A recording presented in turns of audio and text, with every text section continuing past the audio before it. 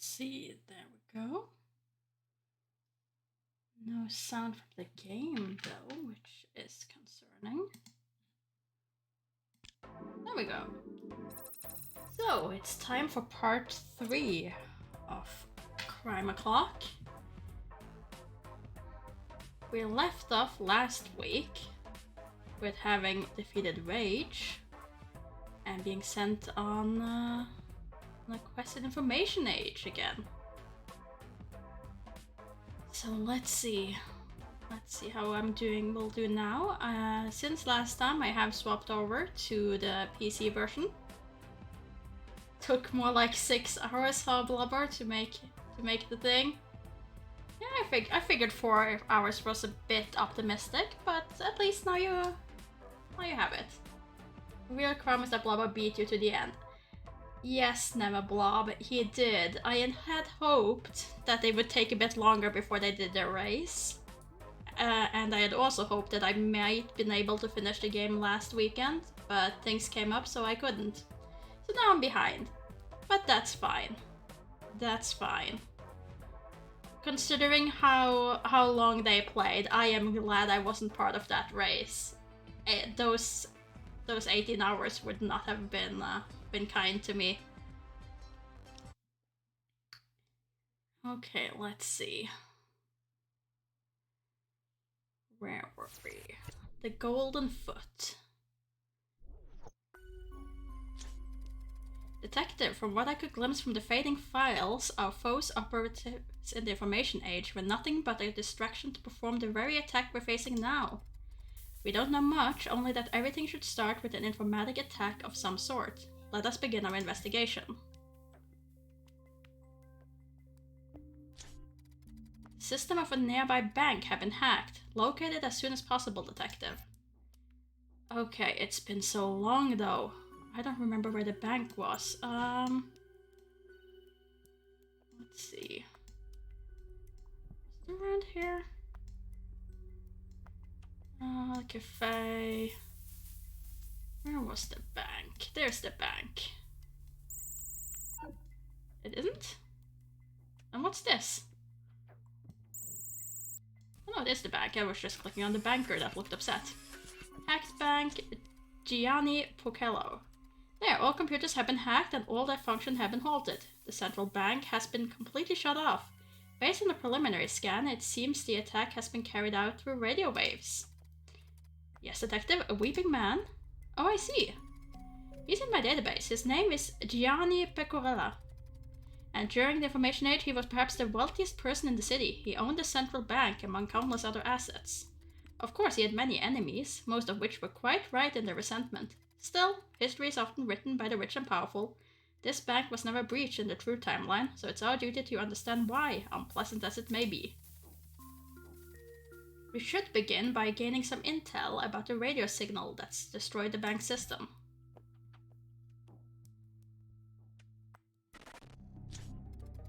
Energy analyze subroutine loaded correctly. Detective, in order to locate the origin of the radio transmission, we have to first decipher it. Very well.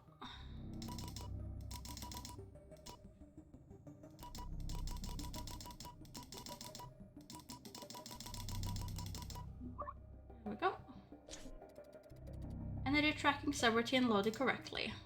Good job. Now we can pinpoint the transmission origin.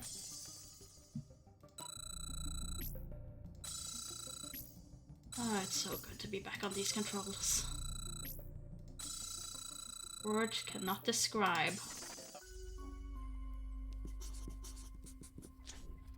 There. The transmission was sent from this antenna. Normally, those devices are incapable of broadcasting disruptive signals.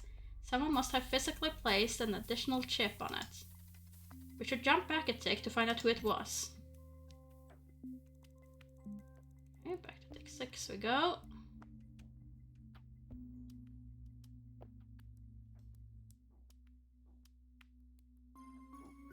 I'm assuming then it's you. You have a ladder. Good job, Detective. A technician could have tampered with an antenna without anyone noticing. It's too bad that we can't determine his identity.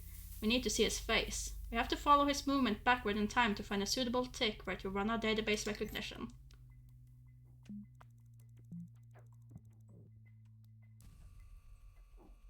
Okay, let's see. He's here.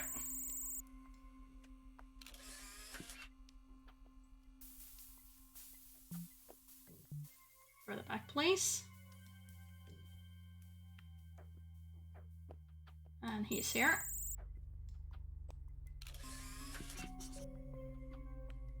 Tampered logo.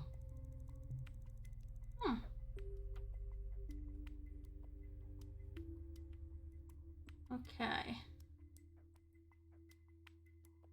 So where would he be now?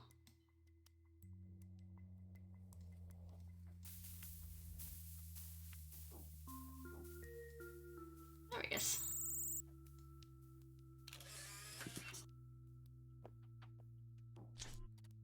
There, finally.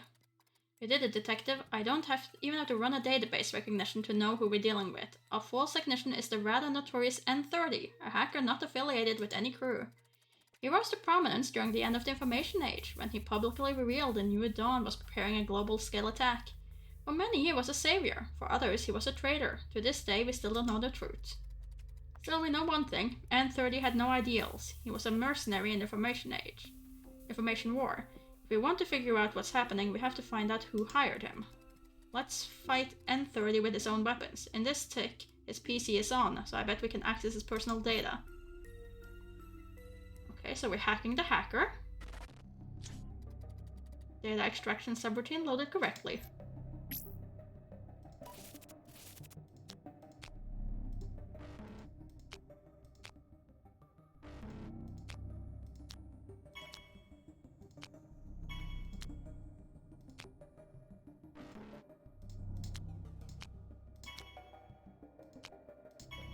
And let's see, that one we don't know. 50-50. Whoop.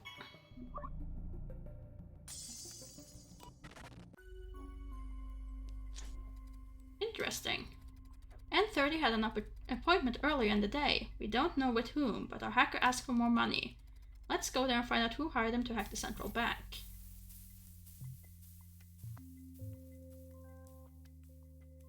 Okay, so let's see.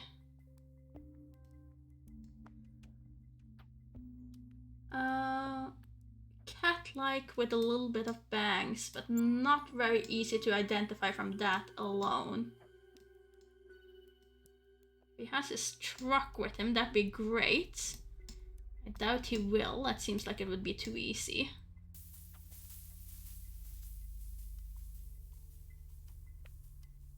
Yeah.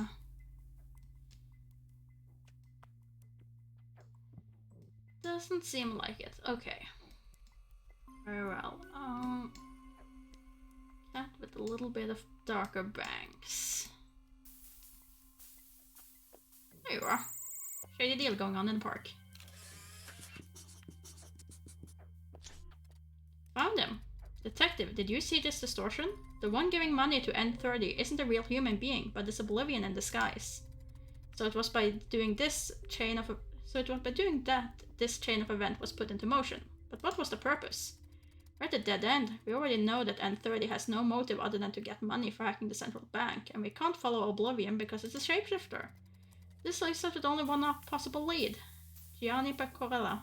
We have and discover why Oblivion sent N30 against him. We haven't discovered why. Oh, bad sentence. While you keep looking for a banker, let me give you some more historical background. N30's revelation had many unforeseen consequences. Investigations followed, and governments became aware of a secret war fought throughout history by three shady factions. Such revelation had a destabilizing effect. They were just a spark, but they were able to ignite the flames of repressed conflicts. The collapse of the Information Age began that day. Okay, so now we need to find the banker who looks like that. Dog with a bit of receding hairline. Let's see, where could he be?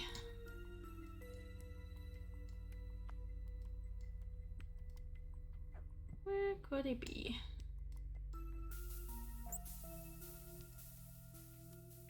See, oh, we're having lunch. Doesn't look like it. Not over here, not in the park. See, over here, where our little cat burglar is getting ready to go. Doesn't look like it. Maybe he went to the zoo? No.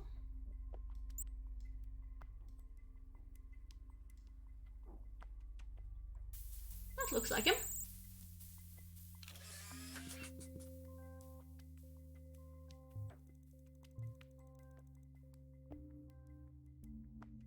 Okay, so where did he go after lunch?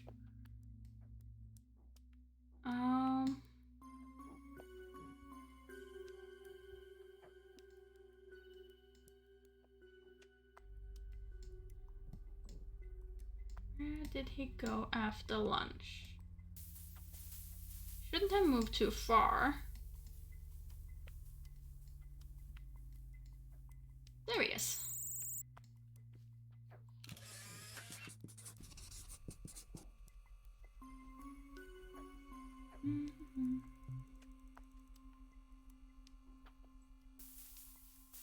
And let's see. Where are you now? There you are. Being rude toward a beggar. Why are you giving him money and just being a bit of a jerk about it? Who knows? And let's see. You're walking up this street, but you don't seem to be walking towards the bank just yet. So where did you go?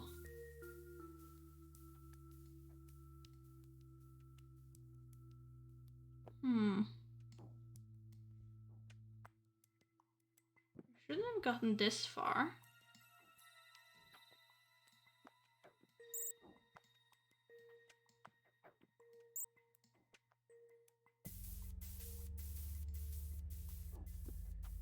Are you in the castle? I don't see why you would be.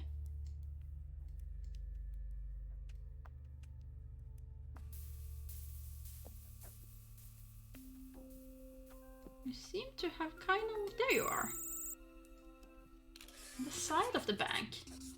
Really do love the way that as you do more cases, you learn all the stories happening on the map. Yeah, that's what I'm looking forward to. All the little things that I've just noticed in the background. There, he's about to enter his house. We won't see what happens inside his wall if we move to the next tick without obtaining a clue. Yes, detective?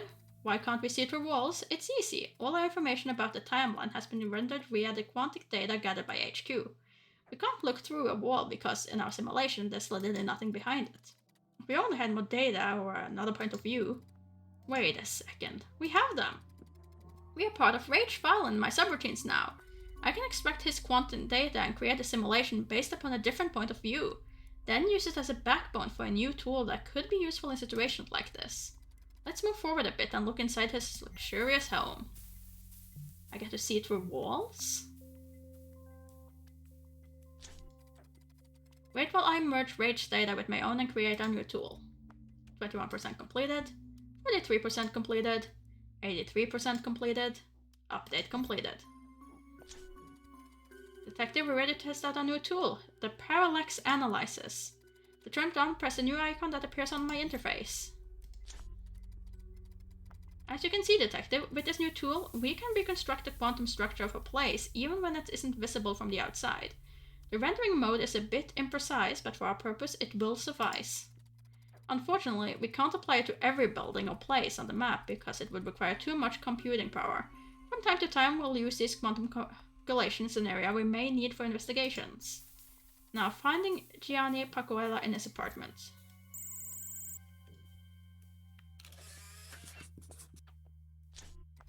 Good job, Detective. You found him.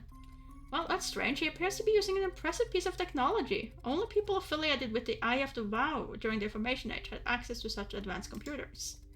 If we can find the mainframe, I'll be able to interface with it. The mainframe.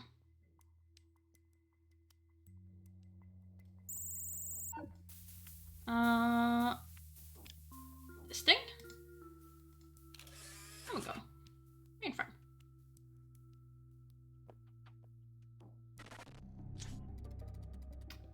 extraction subroutine loaded correctly. Okay, another matchy game.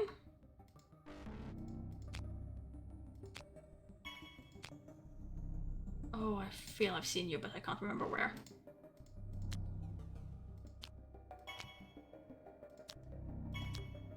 Seems like you hadn't.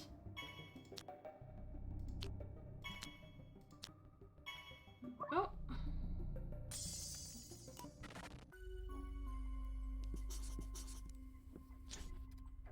Well, this computer had only one primary purpose. It was a security system.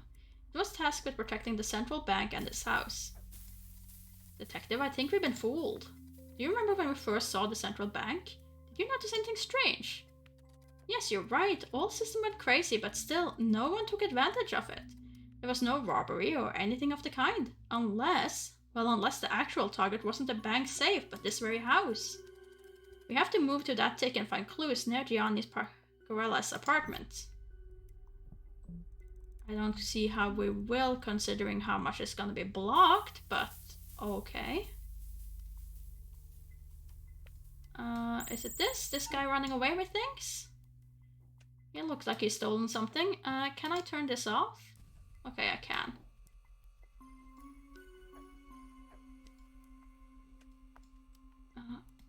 He's the only one suspicious right around the house, though.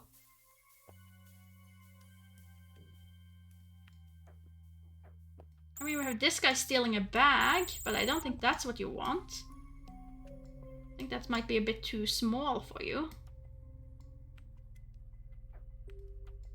Oh, we have an ad for Crime O'Clock. What's this? What's this letter doing here? A letter. Good job, detective. It's signed by Wolpan III. How unexpected. He's the well-known heir for a long time of legendary thieves. I'll bet you remember Arsène Lupin. Well, I'm gonna keep calling him Lupin. Wolpan II from the Blue Mask case. Of course, they seem connected to a long series of thefts involving ancient Atlantean relics. Let's look for Wolpan III. He can't be far away. Also, if the tales are true, he always wore a monocle, just as his ancestor did. Okay, so we're looking for a person with a monocle. Can I now click you? Yes. There, you found him. He's running away from Gorella's apartment with a giant piece of an ancient Atlantean statue in his hand. Now I see why Gianni has such a powerful computer to watch over his treasure. That relic is invaluable. Just like his ancestor, Wolpan III is essential for the true timeline. The whole family seems to be pivotal in the time flow. But we can't let him escape. There's too much at stake. Let's notify the police. Error. Unable to proceed. This action requires admin access. As I thought, even if I wanted to do something like that, there are safeguards in my core code to prevent me from even trying. Well, if we can't stop him, we have to at least recover the loot. Let's move forward. Hi there, Lord Dutchington. I mean, I can but hope to beat the Blobber's time.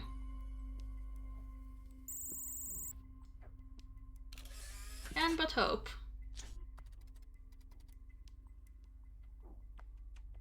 I mean, sure, if I also manage to beat Baines, that would be extra good. He's escaping with a personal gyrocopter. This machine uses computer navigation, so we can hack into the system and try to turn it off. As long as I don't end up being last, that's the most important thing. Second is fine. Temporal link subroutine loaded correctly. Okay, this thing. How does this work on this one, though? There we go, and then swap to the other one. And how do I...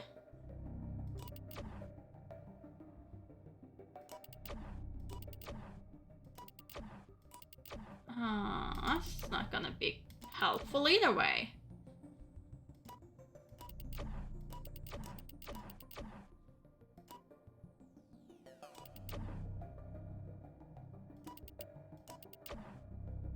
Well, I never did understand this puzzle, so that's not gonna be helpful for me.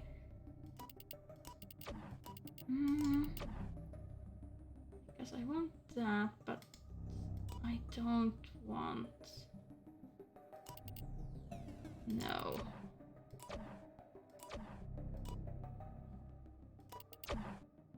Okay. And if I then go one further out...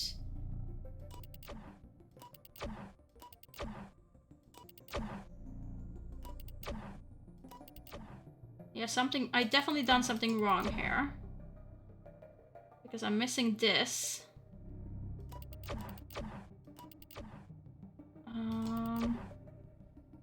So let's see. If I turn you again. And then go out. And then further out. That doesn't work. And...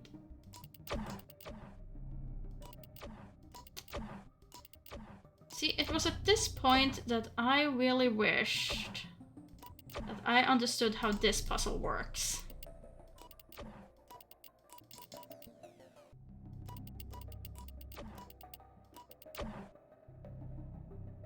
Okay. If I now go one out. No, not you. One out. And then turn. Okay, and if I do that there, what will that actually do? Will it accomplish anything? No, it doesn't. Go. No, not there.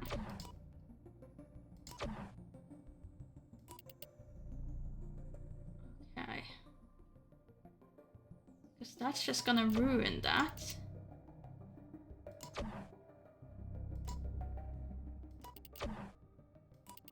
Without gaining anything from it. So what's the point?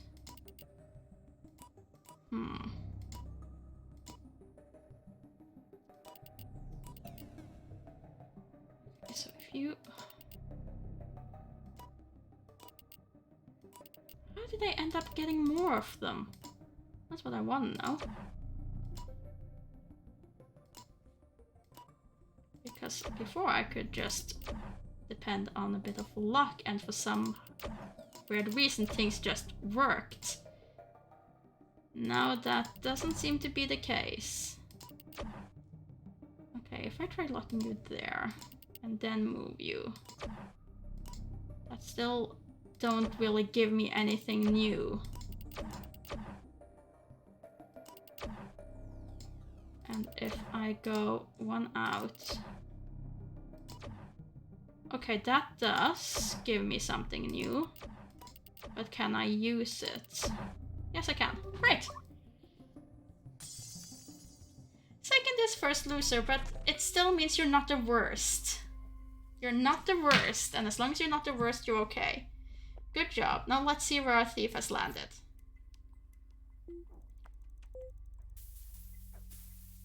Of course, I would hope to possibly beat Bane as well, but... time will tell. I am not in a particularly good position after the my first couple of cases. The controls really pushed me back. Like, I did fine at the first few, when the controls weren't that big of a problem, but as it progressed, I lost more and more ground. There.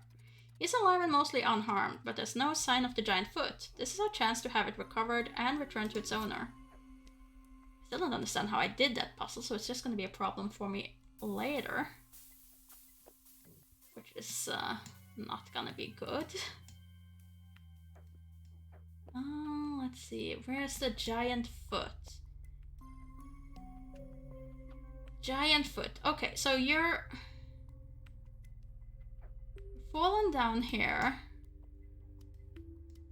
from around here. So it would make sense if it was something around here. Can I punch anything over here? Like these boxes? Is that an hourglass over there?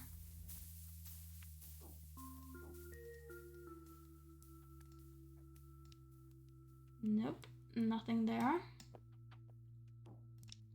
So you're useless. Where did you lose the giant foot?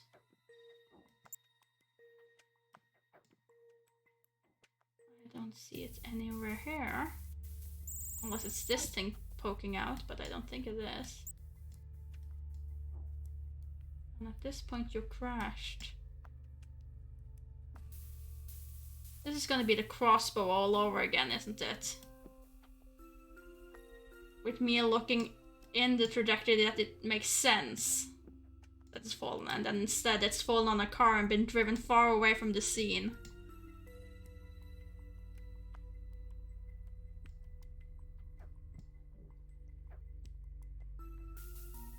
Never forget that damn crossbow.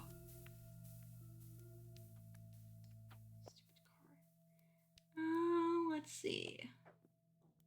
Don't see a foot over here. I mean, could it be in this guy's bag? Was that an option? No, that was not an option. For some reason I can still break these. I don't know why I would.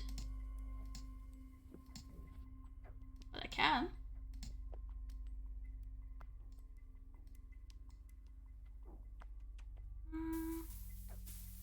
Can I also look inside here? No. Just in case it had fallen down there. Doesn't seem to be the case though. Where is it? It's been going well so far. This.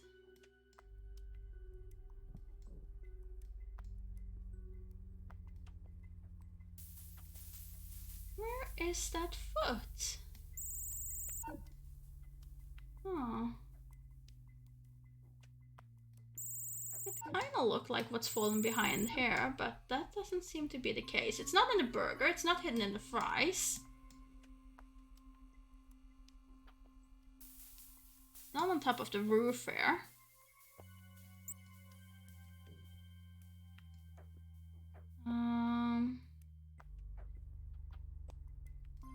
Not over here. Could it have fallen down from this place? Over into here? I don't think so. Problem is, I don't even properly know what it looks like.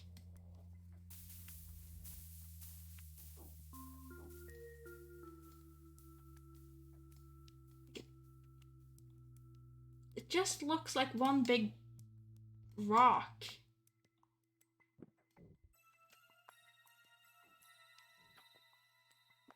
So there it looks like it has little tentacles. Little squid legs.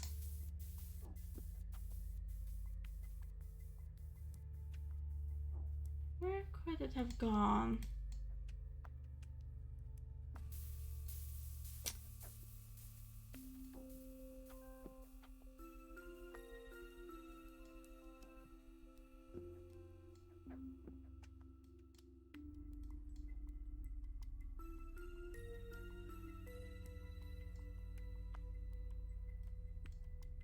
I think it would kind of stand out a bit more.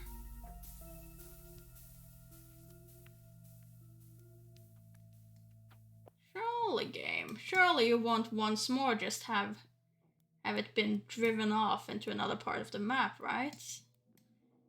Surely that's not the case.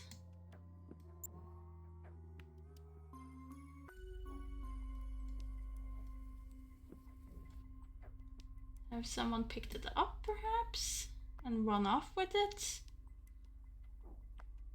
Can't completely rule that out. Oh, they're having pizza party.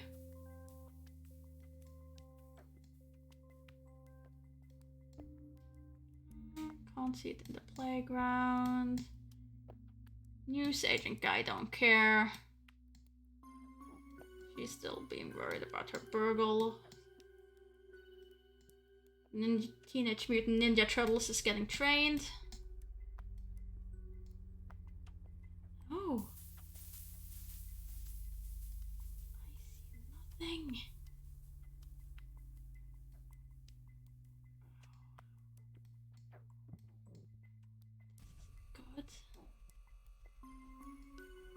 just to make absolutely sure I'm not missing anything, let's just break these boxes as well.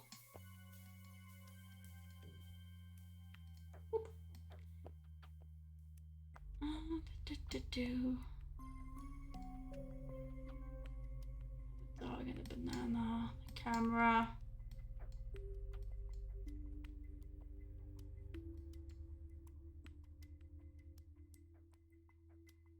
Would be too close, I would imagine. We're just doing something with that rag.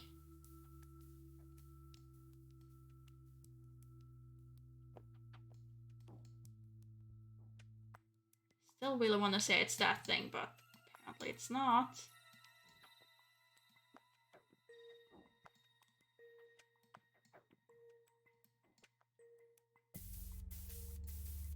These potted plants and everything makes sense. Wouldn't fall as far as the boat. That would be... Oh! It wasn't the boat. That's pretty far trajectory. At last, a giant foot. Now I can notify the police and they'll return it to Mr. Porcella. With this, we've prevented the paradox from happening and the true timeline will remain intact. Hooray! Oh, 30 minutes, 9... Oh, that's too long. Good job, detective. Still, this feels like a hollow victory. There's still so much we don't know. Why did a member of the Eye have such an artifact, and why does the true timeline demand he keeps it? What was the actual role of Oblivion in all of this? Did it merely create an occasion for an unsuspecting Wapan III, or are they allies? What are the true goals of Wapan III and his family? We have a lot to think about, detective. Let's return to the mainframe.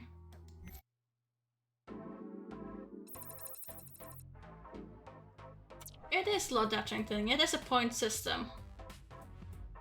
Wide spectrum quantic scan completed.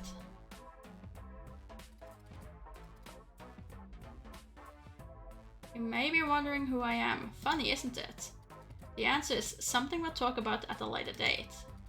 I want to help you, but I can't do it with the feathers of the law around my neck. We have the same goal, believe me. I want nothing more than to preserve the timeline and secure a future for humanity. I'll be by your side, but Eve must not know. You don't want to get me into trouble, do you? You'll see. I'll show you that you can trust me. She's getting stronger and smarter, and she's been smart since the beginning. Okay. Whoops, you're lying a little, detective. Back to the task at hand. While this is a great victory, there's still too much we don't know. Until we can determine why the rogue AI are trying to destroy the true timeline, we won't be able to make a plan to stop them once and for all. We should also understand how and why the Wapan dynasty is somehow connected to this plot. Trying to locate them could help us solve this mystery. I'll start scanning all the anomalies through the different Nexus events and select the ones where the paradox starts with a theft. With some luck, we can find a Wapan there. I found one! Detective, I found a suitable anomaly in the lost stage. Let's go!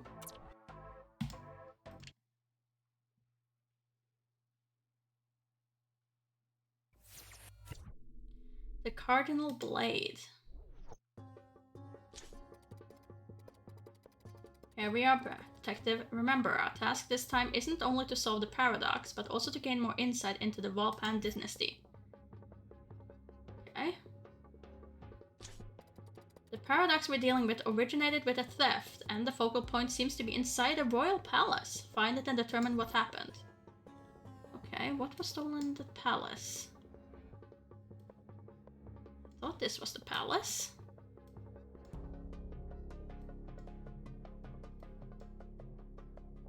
Is that a giant worm being... What? No, just step away from it. Is this the palace? Well, there doesn't seem to be a crime scene going on here. Huh.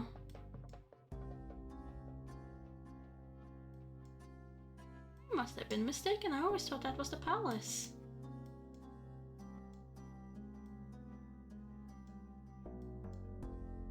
This is just a marketplace.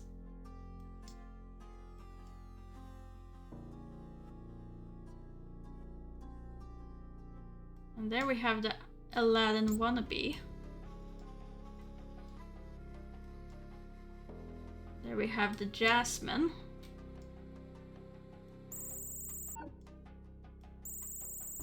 You guys up to anything? Didn't think so.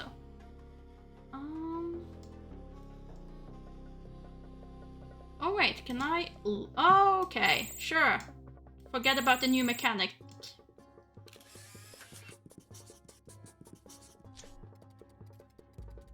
That's Uthahor, the High Priest of Ra, thrice blessed by the Eye, and then what? Stormborn, the Unburned. Oops, sorry, my information age language pack is showing. Let's focus back on our poor, distraught Uthahor. I can't really blame him. He has good reason to be upset. Someone stole one of the most sacred relics under his custody, the legendary Cardinal Blade.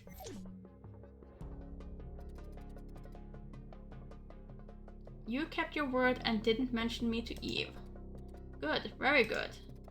You're smart, but that doesn't surprise me. Maybe you don't give yourself enough credit at your young age. Let me tell you how we got to this point. I've seen you juggle the plot of time in Atlantis. I know that you discovered the power of the sacred stones, and how the cult known as Crimson Vow harnessed their power to bring Atlantis to its full glory. There was a glory that was destined to sink, but not quite. What's with my interface? Again, I lost you for a while, detective. Anyway, I'm glad you're back. We need to understand how the Sanctorum was breached. Okay, how was it breached?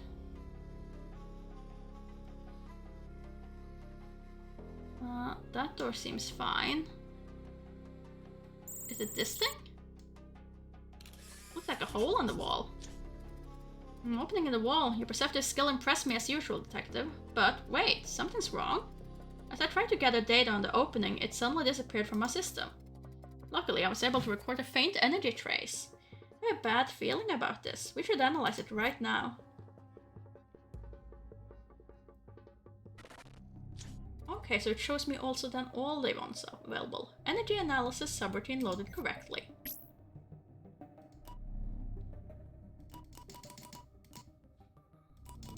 Oh, wrong way. Too far. Bit wrong way. There we go.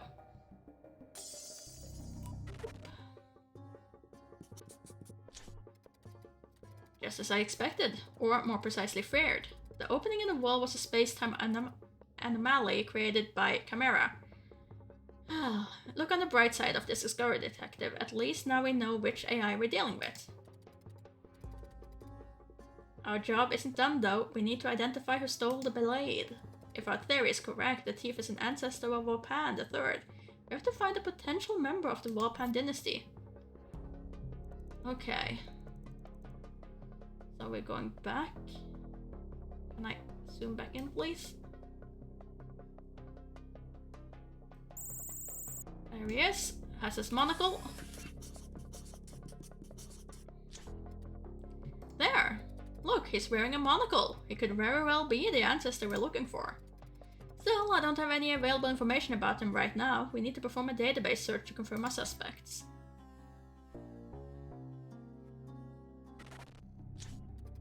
Database match subroutine loaded correctly. Can't believe that we're having someone hauled away potentially because they're wearing a monocle. Oh, wrong one. Come on. You're after the top hat. There we go.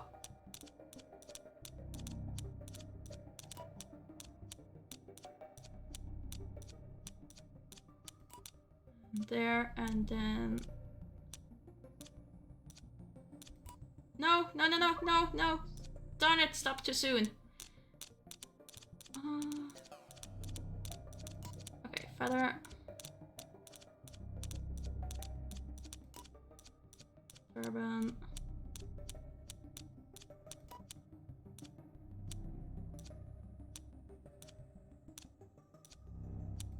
There we go.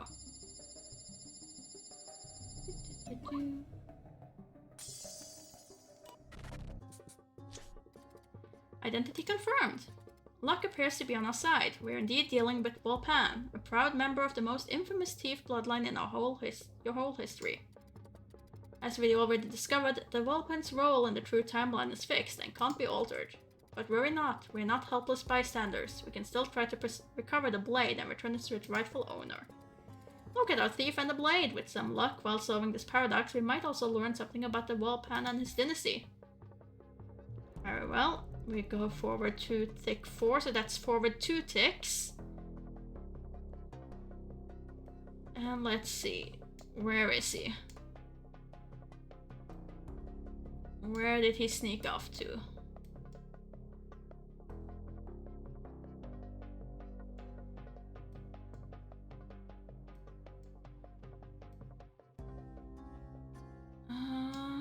I mean, is this him? Let me just rule that out.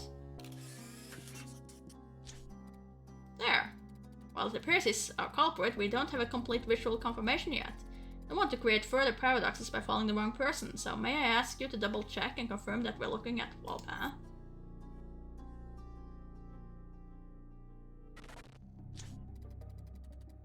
Macro detail scanner subroutine loaded correctly.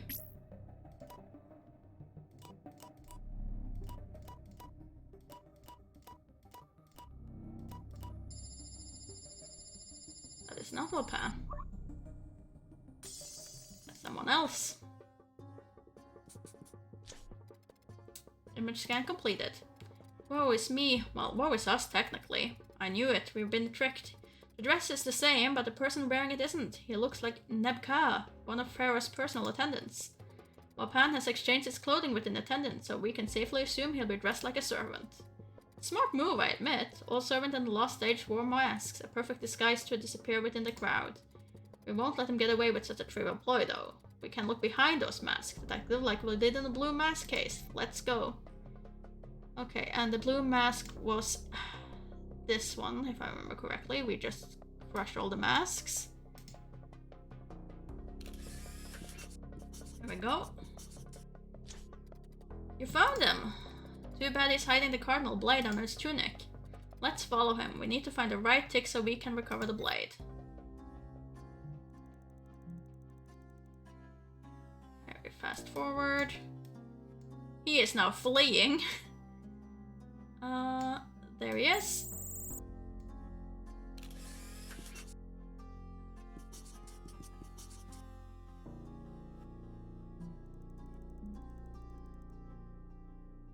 But it clearly has the blade there. Do we really need to go one more tick? Is this necessary, game?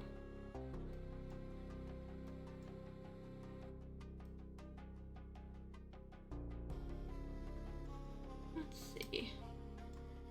So the dog has moved from there to there. If we move by equal speed, we should have been over here. Can I remove this, please, just to make sure that it doesn't cover up things? Come on, get him.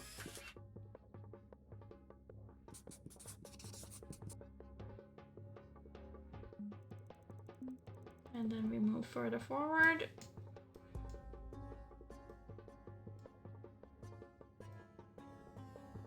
But then you're out of frame. Oh.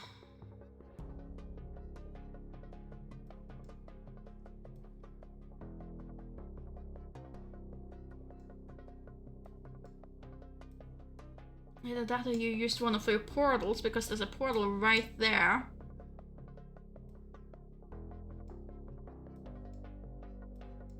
It's most likely. That means you could be absolutely anywhere. Which I don't like.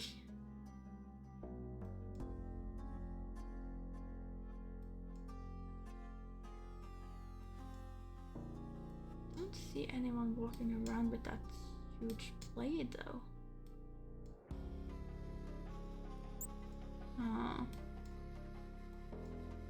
Okay, let's try looking inside the houses. You don't seem to be in this one.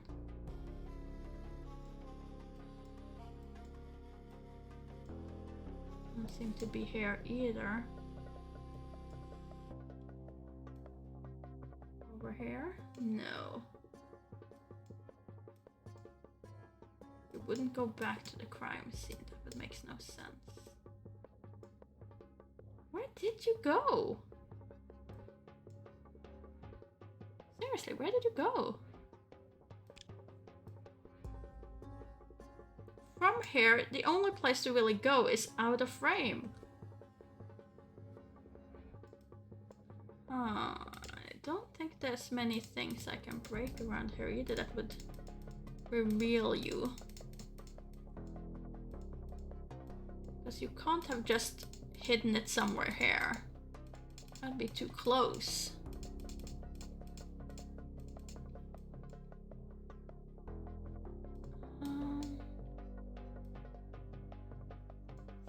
Where would you be?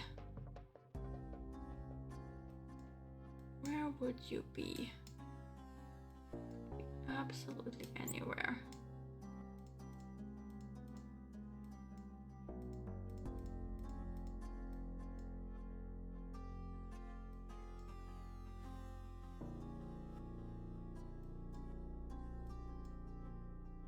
With Genie. I'm holding a little thingamabobber.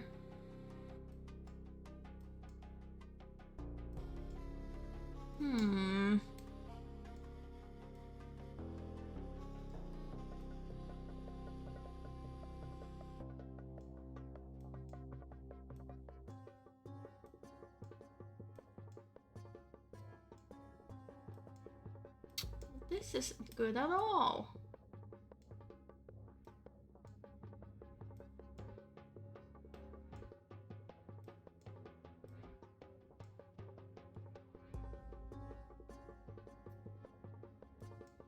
They have their backs towards me, so that doesn't...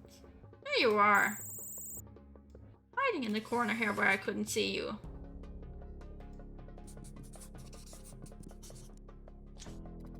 There he is, but where's the blade? It looks pretty miserable, as if he lost something. He must have thrown the blade away in order to distract the guard and escape. If Wapan really threw the blade away, maybe the Pursuer guard picked it up? The scenario would play in our favor, though. Maybe our mighty paragon of justice is already returning the stolen goods to the High Priest? Try to find a guard, we need to be sure. Okay, finding a guard.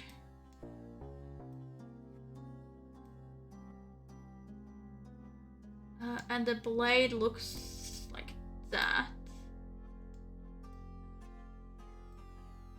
Can't say I've seen anyone that looked like they were holding something like that, though.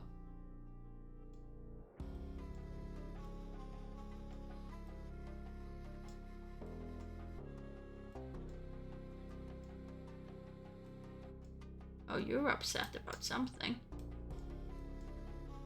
Let's peruse. Nothing here. Nothing here, so whatever has happened, they have not returned it over there.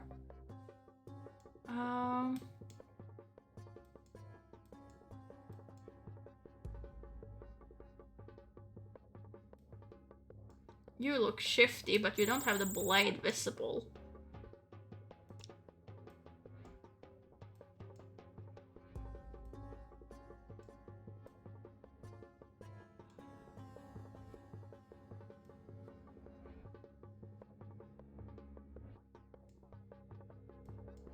Blade shouldn't be this difficult to pick up.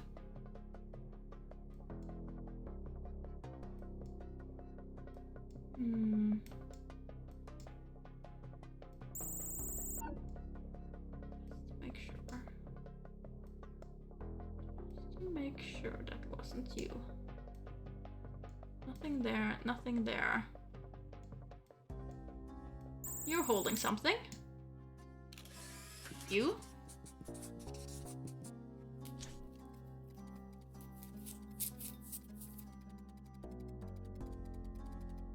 Oh, this isn't good, detective. The guard is headed toward the barracks. Most likely, she doesn't realize that she's holding the Cardinal Blade, one of the most sacred and shielded relics in possession of the High Priests. If your guard drops the blade to the barracks like any other common item, chances are a follower of the WoW will soon or later find it. During this age they were undercover, but apparently somewhere among the guards. We can't let that happen. In the true timeline, by the end of the Lost Age, the Eye of Ra had the blade.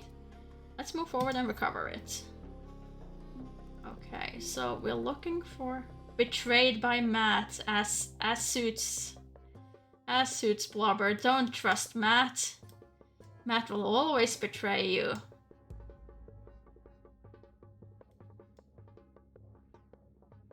Never trust Matt. Okay, the guard is here. So if I look into the house... No, I can't look into this house. Okay. Can I smash these boxes? I can. Excellent. Here's the relic. Now we have to convince the guard that it's a sacred item and that it's critical important to return it to the High Priest. I have an idea and I'm sure it will work. Check this out. What you gonna do? Temporal link subroutine loaded successfully.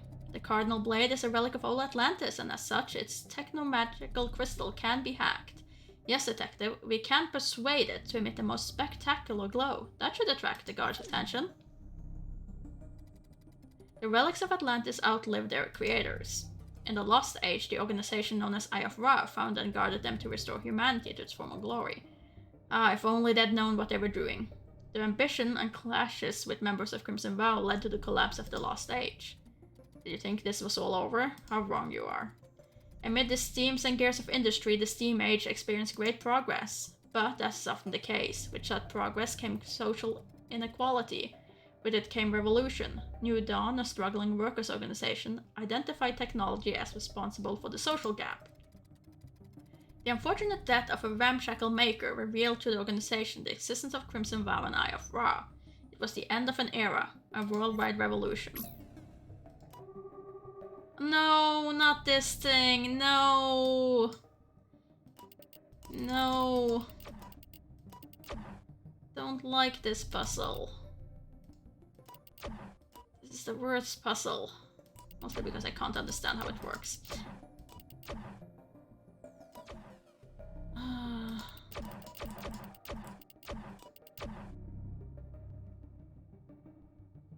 And then go out one. There we go. Hooray, it works.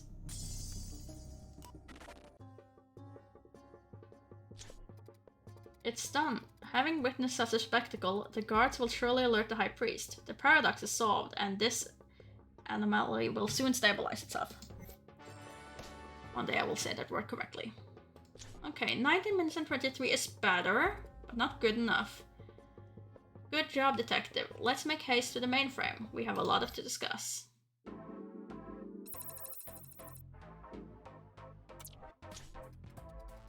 So, detective, do you think something is up with Wapan and his dynasty? He's free thanks to our tampering with the Noxen, but we did so only to solve a paradox that should never have occurred in the first place. We don't have enough evidence to form a coherent hypothesis, so I suggest we divert our attention to something else. For instance, I wonder if there's a link between the artifacts that the Wapan have been trying to steal throughout the ages. Until now, we've seen a mask, and a blade, and a foot. I should run a deep scan of the image saved inside my database and see what data we can get. Alert. Alert. Unknown energy signature detected in the Steam Age. Analysis in progress. Done. Analysis report. Quantum tangled markers found. Another AI is interfering with the Steam Age. And it's one we haven't encountered yet. We have to go, detective. Really? Another AI? Huh. Seems a bit late in the game to introduce another one, but sure. The Scarlet Snake. Detective, the energy signature we're following clearly belongs to an unidentified AI. While the nature of the signal is unmistakable, its origin point seems quite blurred. Most likely because a still anonymous foe is causing such a paradox. The paradox seems to be spreading around an altered event originating from the 616 Express. If I recall correctly, you humans always complained about trains and delays. Well, I can't say I envy the poor commuters in this specific vehicle. A goat on the rails? Unfortunate, but predictable, given the fiendish nature of our hoofed foes. But a time paradox. That's not some daily occurrence. But forgive me, I digress. Let's return to the task at hand. We have to find the 616 Express and understand what's going on. Okay. Find the Express, easy enough. I stole one of Bane's wins? Yay! Yay me! Workers on strike are blocking the railway. Ah yes, that isn't very surprising after all. Thankfully, there are no goats. New Dawn is taking the fight to the streets, and the end of the steam age has begun. Still, this isn't even what we were looking for. The 616 never left the station, even the true timeline. In any case, my sensors are still reading quantum anomalies surrounding the train. We might be in the right place, but the wrong tick. Let's move forward a bit and see what happens.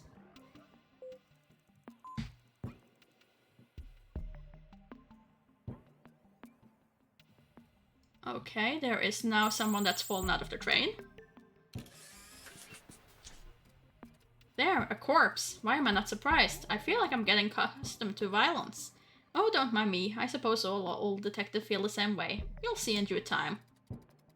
But let's return to the unfortunate protagonist of our scene. His name was William Gloom, one of many makers of the age. Guess what, detective? He wasn't supposed to die this day. Not that he had much time left anyway. The last steam age was a mess, and he didn't survive to see the final days of it. Still, if we're to find our mysterious AI, we need to know how he died. So let's go further back. Universal biochemical analysis subroutine loaded correctly. Okay, so... No, not you! Unselect.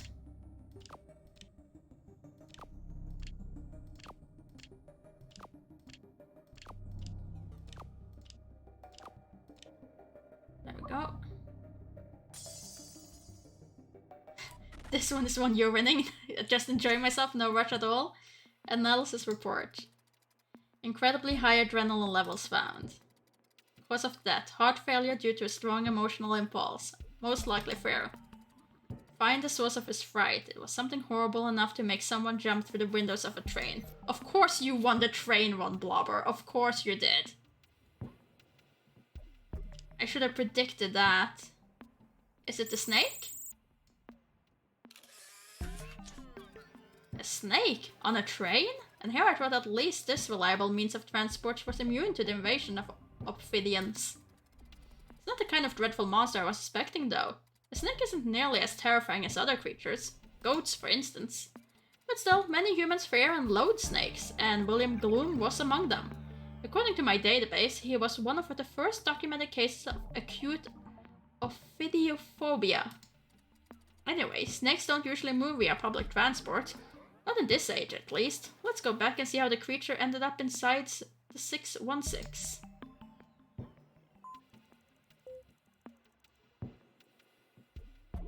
Okay, so close that and see. Can I smash this box?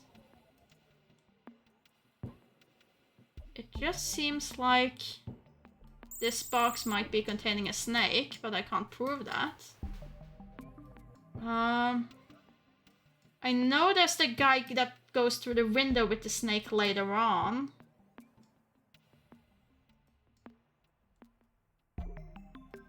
But for now, that won't make sense. Was there anything here? Like, is this the snake in the briefcase? It was. The snake was in William's suitcase along with one of his inventions. That's odd, I'd say. If William Gloom's phobia is in my database, it must have been well known during this time. Someone clearly put that snake here on purpose to harm our maker. Speaking of his invention, it's some sort of box? Oh, I get it. You push that button and then a tiny mechanical hand pops out of the lid and pulls it shut. Frankly, I can't recall any more useless devices, but who am I to judge? Maybe in the Steam Age they considered it a masterpiece of futuristic entertainment. Luckily for us, the device is powered by a battery, so we can track its energy. Indeed, poor delivery guy, just going about his business when a box-smashing hand appears out of nowhere to ruin his day. Luckily, he never experiences that the box is smashed. Energy tracking subroutine loaded correctly. Well, this is different. I can't remember that they used to pop up like this, unless it was really early, that you could see them first. Oh, his wife is handing it to him. There's a suitcase with its weird content intact. The woman who delivered it to William is Livilla, his wife. What a wholesome family scene. Before our victim took the train, the suitcase we're chasing was in her hands. So as far as we're concerned, she's the only one who had a chance to tamper with it. Livilla is our only suspect, for now at least. Our best shot is to go back in time and follow her so we can see if she's involved. Okay, so we go and we follow the wife. And there he is, jumping out after having dropped off his snake.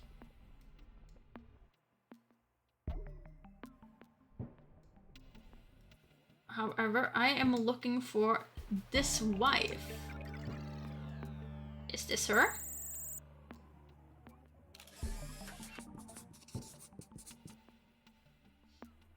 Sorry, Lord Dutchington.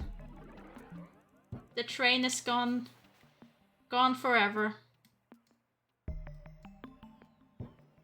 There she is.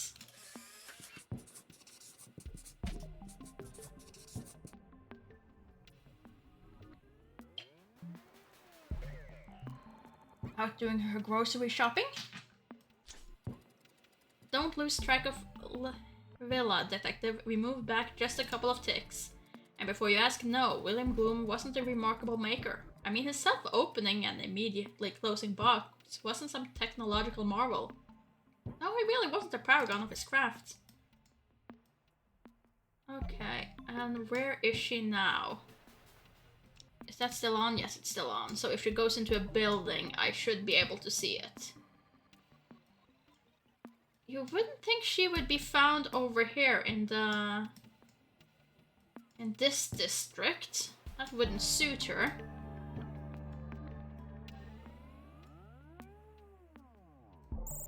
Wouldn't suit her at all. Oh, there she is.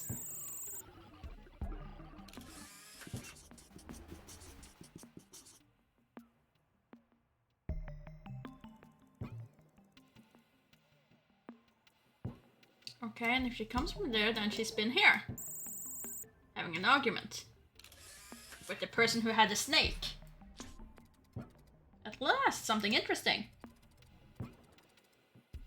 Livilla was in the company of a strange man. They seemed to be arguing pretty vehemently.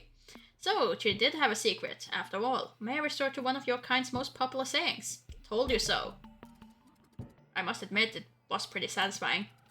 Alright, let's go further back to find the cause of such a heated discussion.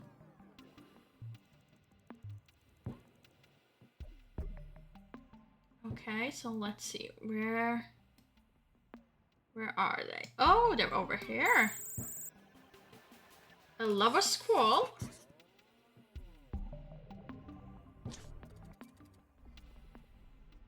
The man is clearly Livilla's lover. Finally, something exciting, detective. What do you mean? It's not gossip if it's relevant to our investigation. As often happens, two lovers are enjoying a nice romantic dinner, and out of the blue, an argument erupts. This could very well be a recipe for murder. It's time to give a proper name to our mystery man. Well, as you can see, Lord Duchess, the train is gone. Database match subroutine loaded correctly. Okay, so we want the top hat with bunny ears. And then we want that one.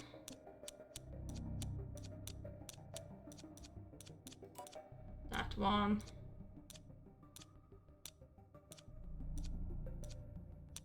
which one of these, though. That one? Yes, good.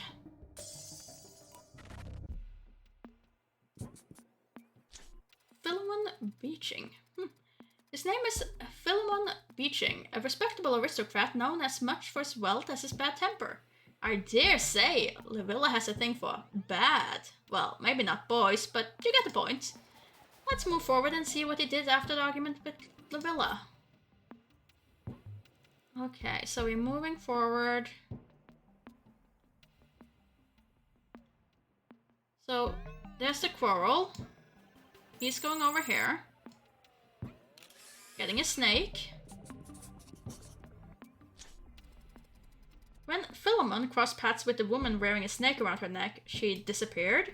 Wait, we found the anomaly. I detect quantum tangled markers. That woman was sent to another point in time, leaving only her snake behind. It's the same snake whose mere appearance killed poor William. In his rage, Philemon should have seen this as an opportunity to punish his unsuspecting rival. Our short-tempered nobleman personally picked up the snake. But who or what could be capable of messing with the time continuum this way? This feat is above and beyond the powers of the AIs we encountered so far. One thing at a time. For now, we should keep following Philemon until we discover how he managed to get the snake into William's suitcase. Well, that's simple enough. If I remember correctly, it's... Come on. There he is.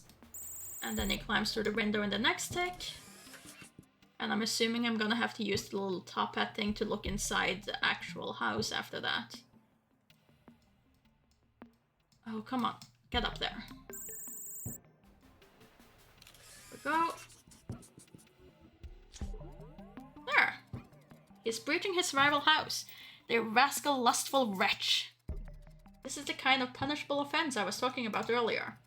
We can now have Philemon arrested, so he won't be able to use a snake to scare William Bloom to death. That way, we'll preserve his future role as a trigger for the uprising. The paradox is solved. 12 minutes 39. Could have gone faster. Good job, detective. It's another case solved, but I'm afraid it's too early to celebrate. This new entity we're dealing with seems far more powerful than the other AIs. We have run more analysis on its energy signature.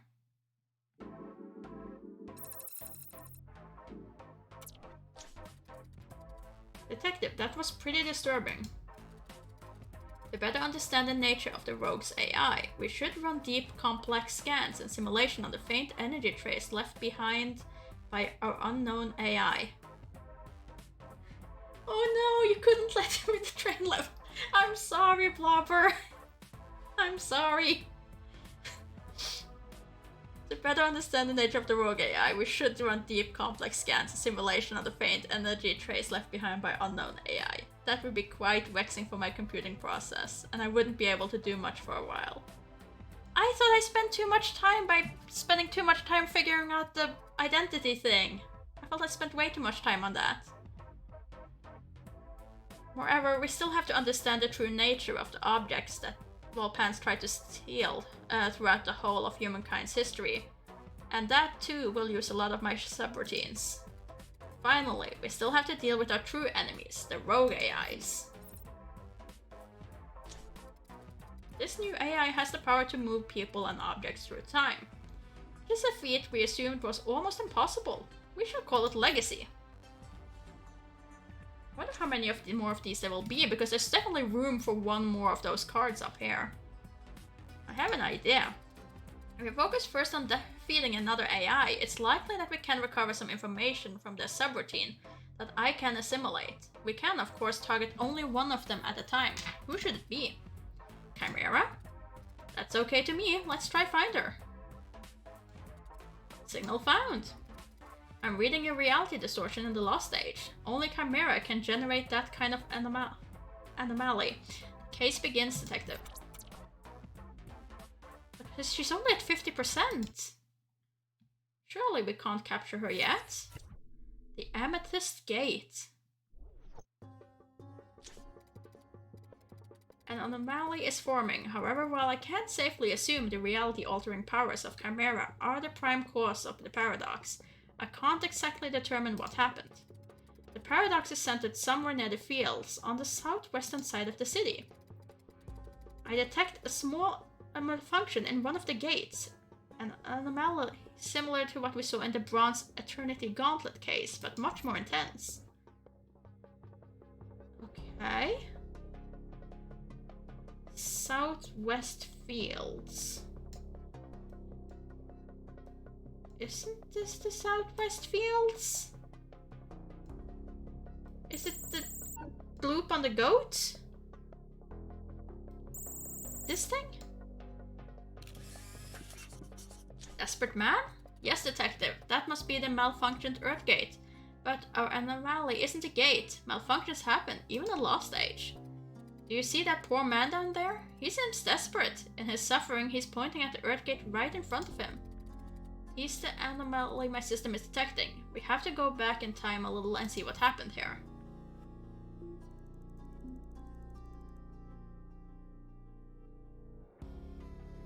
Okay. Well, this guy is crying.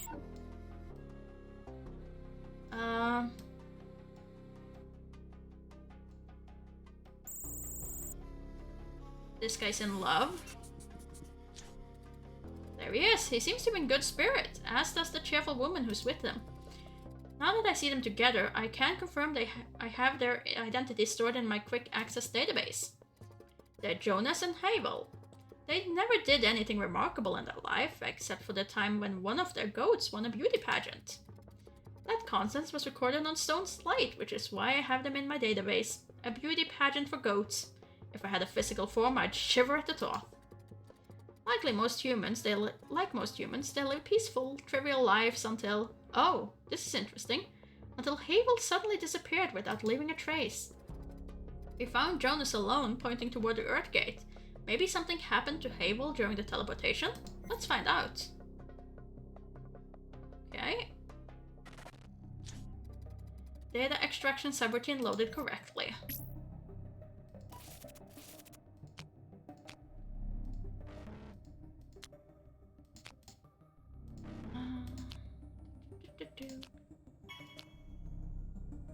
Was that one? Don't think I've seen that one yet.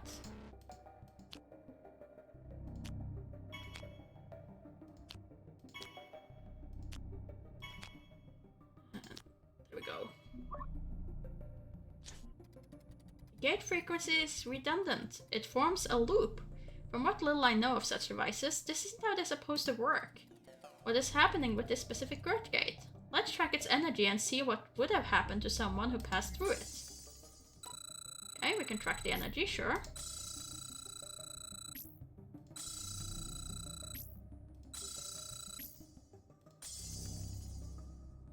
So she should have been sent to the Central. As I suspected, the Earth Gate is unstable. We have our first puzzle piece. This is the day Havel disappeared. She had tried to get through the gate, getting lost in a pocket dimension and reduced to simple energy. I'm afraid she'll never be able to come back. She's dead, or she's just gone. How can something like this come to be? High technological devices such as the Earth Gates are undoubtedly prone to complex functional mishaps. But such an advanced society surely has some fail-safe to avoid accidents. Moreover, while Havel's disappearance is clearly linked to the anomaly we're trying to fix, this isn't our paradox. Something else must have occurred. Jonas is the only lead we have. Let's find him. Okay, so we're jumping forward. And let's see. So how do you actually look? Dog-like with a mustache and a turban. Dog-like with a mustache and a turban. That's a cat and you don't have a mustache. Or do you seem absolutely distraught that the love of your life is gone?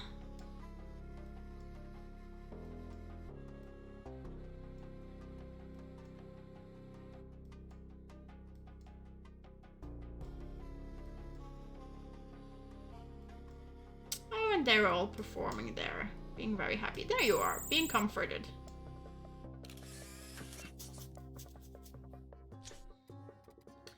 Look at him. That's not the face of a heartless, ill-intentioned bad guy. I would even say he seems pretty innocent, although I know very well that looks can be deceiving. He's simply mourning. His grief appears to be authentic. I wonder who the woman next to him is. I have no idea who she might be. There's no record of her existence in my sources. Let's find out, shall we? I mean, she's the one hiding behind the pot, looking at them. Database match subroutine loaded correctly.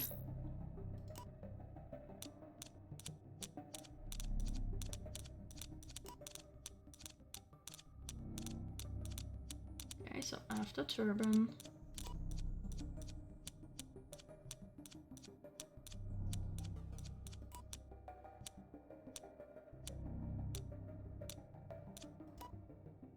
There we go. Have a match.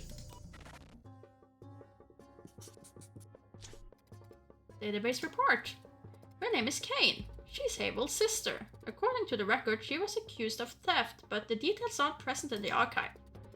Seems our case isn't related to theft. I suggest we focus on Jonas and keep moving forward. But she was hiding and being very suspicious. Okay, fine. He is mourning. Then where did he go? This doesn't look like him. The head garment is the wrong color. There he is. Oh, she's flirting. She's flirting with the mourning man. There. Oh well, that's strange.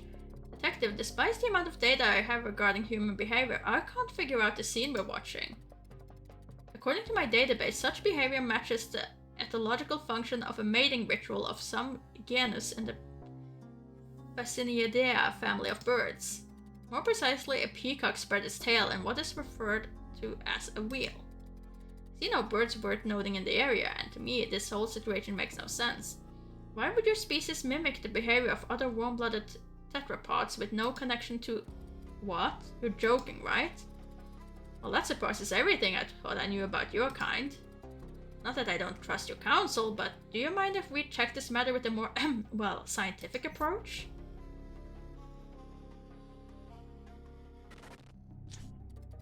Universal's biochemical analysis subroutine loaded correctly. Okay. Can I put you over there? I can't put you...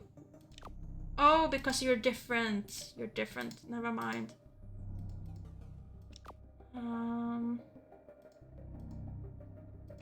Stop it. You go over here. You go over here. You go over here. You go over here. You go over here. Come on. You can do it.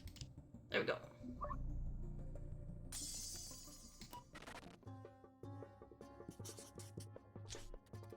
Analysis report. There's no doubt. Those biochemical markers are unmistakable. Kane isn't sad at all. From her brain chemistry and this tick, I'd say she's quite, well, happy and, in love? This doesn't make sense to me. Feelings are a subject I still have to explore a little further. They were complex and often apparently unrelated to the goal your kind wants to achieve. Well, you're right. Many animal species show even more worrisome tendency, but are you suggesting that humankind is related to the manatees? I can assure you that the two DNA structures have many differences. Not only does your species have a bone structure to support and protect its organs, but the body's outer surface is keratin and... Oh, you meant figuratively. Of course. You're too smart to ignore such basic biological knowledge. It was a metaphor, right? I got it. Can humankind really be so ruthless? Let's we can start Kane's day and follow her till we find out where she's involved. All I know is that she ends up here looking at them in the pots. Is that where she starts her day? No, she's not there yet. Okay, where is she? Her hair is rather unique. So that should be helpful. There she is. With her sister.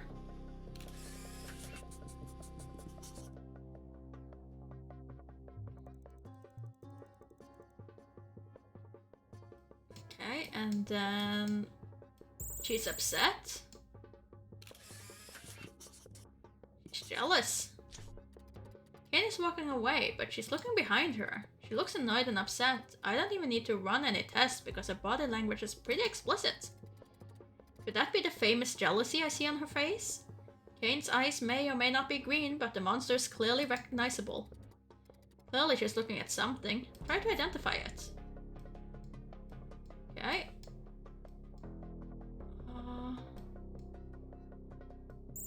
It's not quite where her eyes is, but it's close enough, I guess. Oh, Jonas and Havel? So envy and love made Kane forget any trace of sisterly attachment. But was she so far beyond to push her own kin to an unfortunate fate? We need answers in order to solve the case. And to satisfy my anthropological curiosity, also. No, I'm not nosy. I don't know how the term soap opera would apply to this situation. But let's be honest here, I know you two share a bit of my interest in this unexpected love triangle. Geometry might very well not be a crime, but... Fine, I sense you rolling your eyes in a typical human display of exasperation. Hint taking, let's move forward. Okay, so... Hazel is here. And she's over here. Removing the do not use sign. She's there near the Earthgate, in front of a small tiny sign. That must be, well, the failsafe this advanced society put in place to avoid incidents with unstable Earthgates, as we discussed before. Anyone could have removed it, endangering every citizen so inadvertently decide to walk through the gate. Anyone, including Kane. But let's move forward and see for ourselves. Oh, I can't wait to see how this unfolds. The anomaly, of course, but not the soap opera.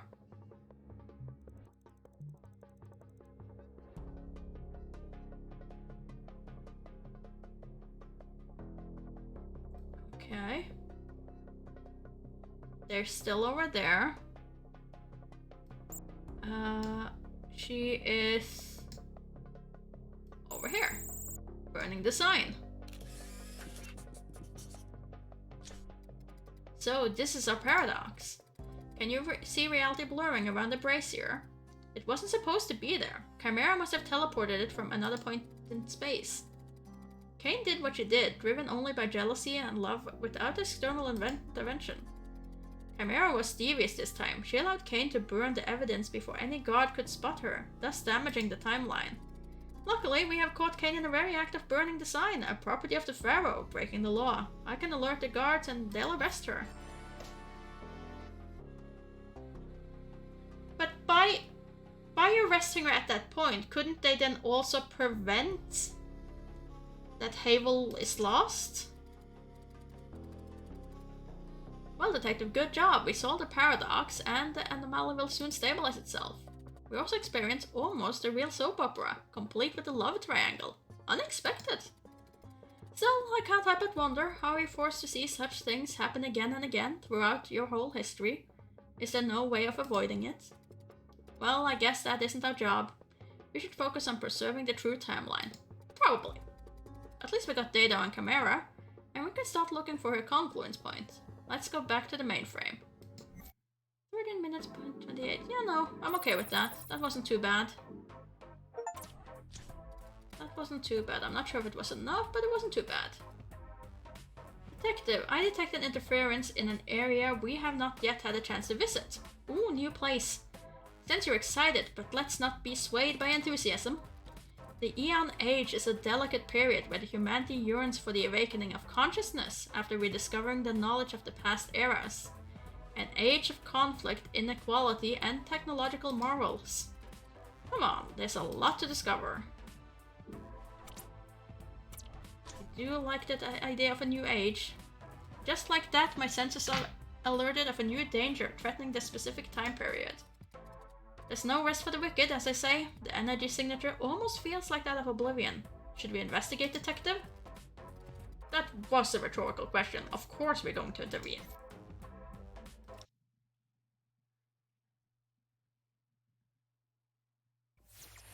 The blue electric sheep. Can you feel the thrill of excitement? It's always like this when it comes to a new era. Hurry, detective, let's see what's going on among the neon lights, big corporation, and hackers. Are you still there? Good. We don't have much time. Soon I'll have to stop info dumping and ask you to get to work.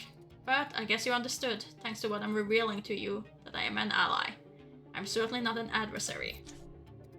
Why has my interface been so wobbly lately? I understand from my data that we're dealing with murder. According to my scanners, the crime took place near a drainage ditch in Lowtown. I know this isn't a pleasant invitation, but let's go examine the sewer, or as they call it in this area, the flow area. Okay, so we're going to the sewer? There's a robot flying here. This guy's just hanging. I guess he hasn't been murdered. Where's the sewer, though? Where's the proper sewer?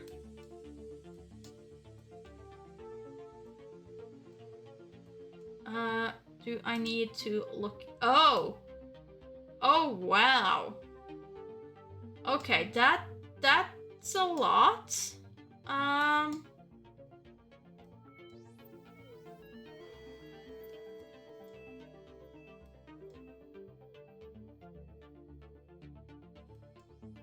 There's been a thing here with the thingamabobbers.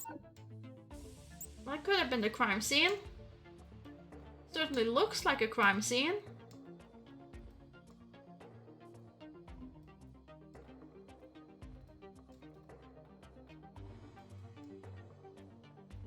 Is this a sewer though?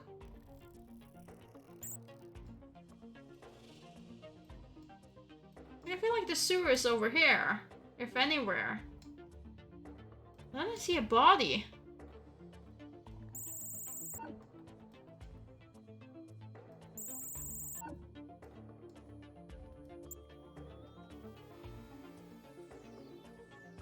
The only thing I see is that little robot. That looks very similar to the robot that we seen earlier.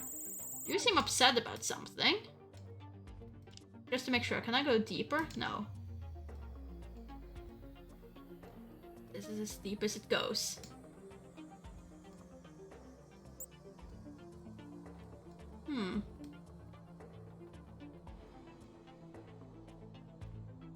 I don't see a murder though.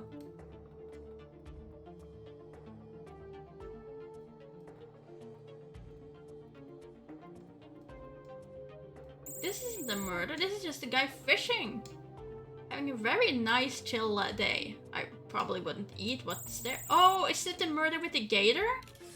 But gator just needed to have a snack. Ugh, do you see what I see, detective? Out of the jaws of that big crocodile comes legs. I can infer that the rest of the body is inside the digestive canal of the poor clogged lower kite.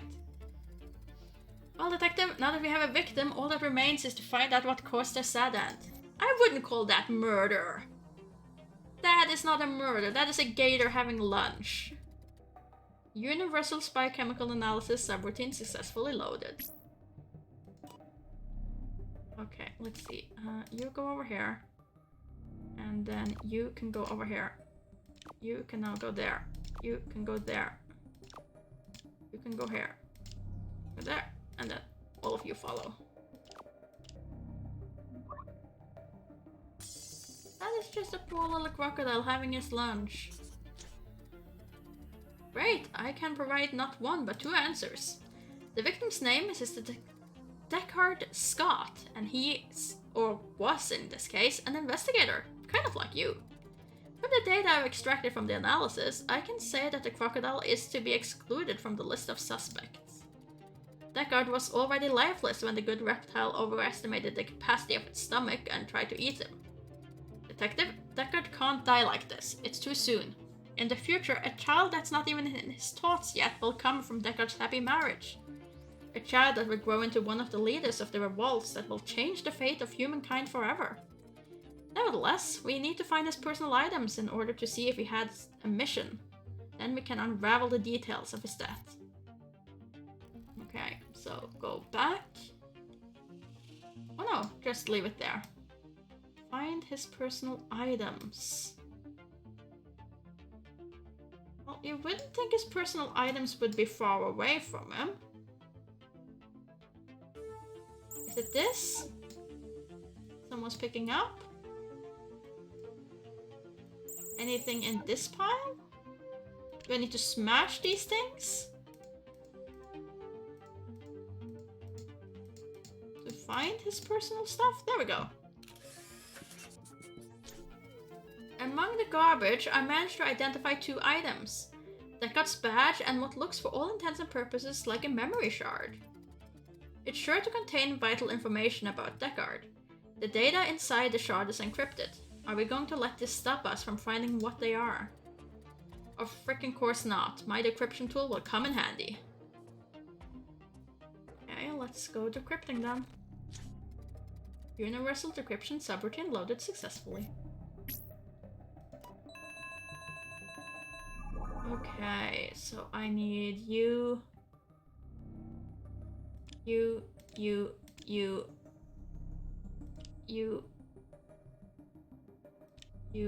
and then we go down further.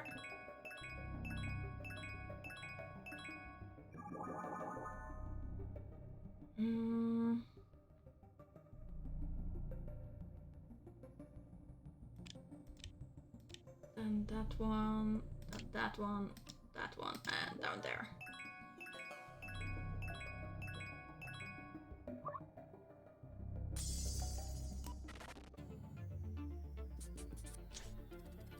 Deckard was hunting a runaway thief whose ID code is 220918. Her true name is Nina, though. The culprit must have gotten rid of the other 2 files, which we need to solve the case.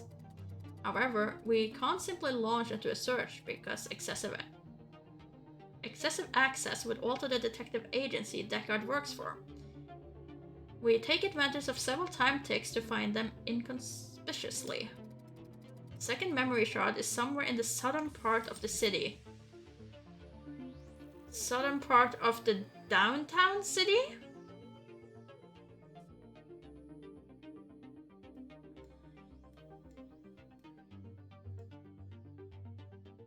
How on earth am I supposed to find a memory shard?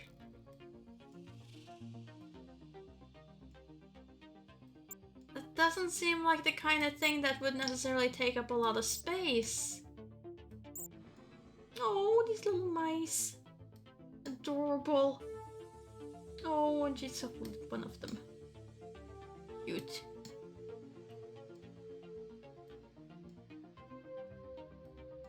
Okay. Let's go back and have a closer look at what I'm actually looking for. So it looks like this. It's supposed to be in the south part. Well, I again need to... Let's just double check that it's not on the surface.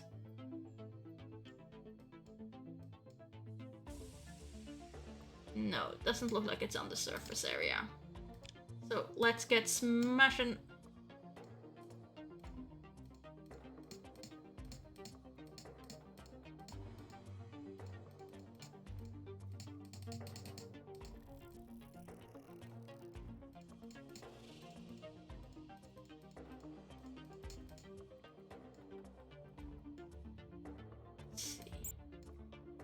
Looks kind of like a long board. Basically looks like a USB drive, really.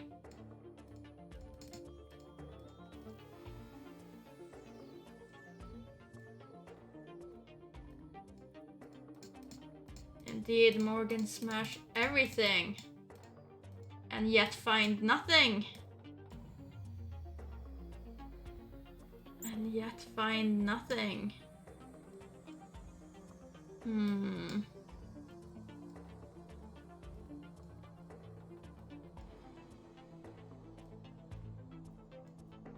I would say that's all of the southern parts of the town. I would say anything further would be... Oh well, there we go. Shard 2. The waste bin is full of surprises. Not only did we find the memory shard we were looking for, but that's undoubtedly Deckard's hat. What does this tell us? No, not that Deckard has a fondness for poor quality headgear. In any case, we have confirmation that we're on the right track. Again, we're dealing with encrypted information.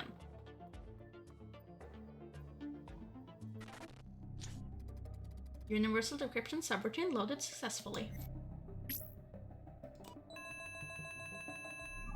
Okay, so I need this one, and then I need double of the arch, which I can get several places, but I think it's this one. Oh wait, not. Oh, I needed 2 of you as well. Well, in that case, over this way.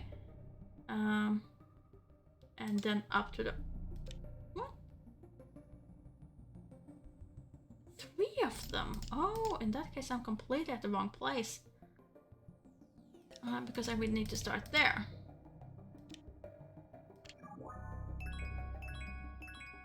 I completely misread that.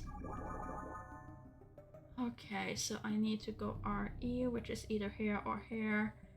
Then I need 4 and another I.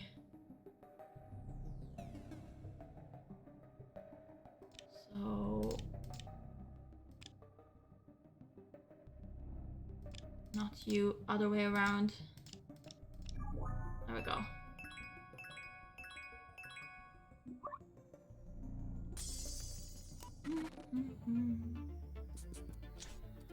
Interesting. In the shard we found a description of our wanted thief, Nina. In particular, 4 characteristics seems to make her stand out in the crowd. She's a female, but what we need to look out for is that she has short hair, pointy ears with black tips, a cybernetic leg implant, and a tattoo on her shoulder. This case is getting more and more intriguing. According to my scanner, the last shard should be in the ramen district. Ooh, a ramen district.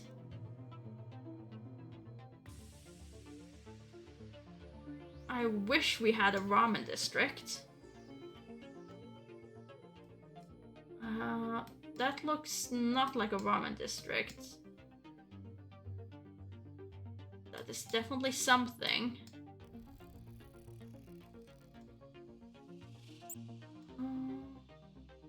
That kind of looks like a ramen place.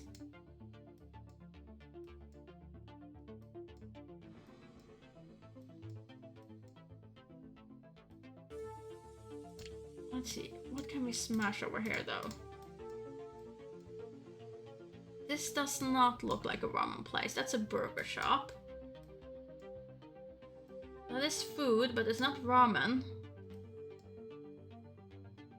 So why can I smash your little bracelet? There we go. I wouldn't say that's the ramen district, that is the fish market. Now I want ramen though. So many surprises in garbage barrels. One would expect to find empty cans and banana peels in there, but instead, here it is. Not only is there the 3rd memory shard, but there's also what seems to me to be Deckard's signature weapon. My decryption tool is ready. Can't wait to see what information this shard has in store for us. Last time I had semi-decent ramen was when we were in London. Universal decryption subroutine loaded successfully.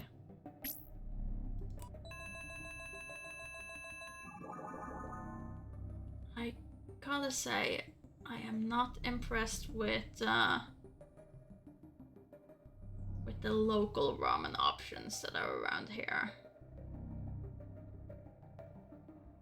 Oh, this seems right. Then up, and then R, and then either? Strange having more than one solution there at the end, but oh well. Okay, then I want up A. No, that doesn't work.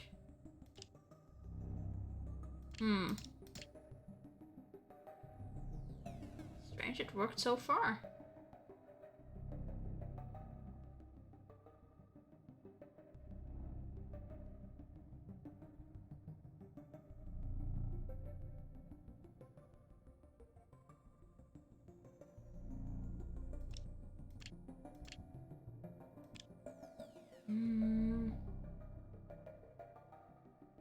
Also doesn't work. Could it go the other way? No, it couldn't.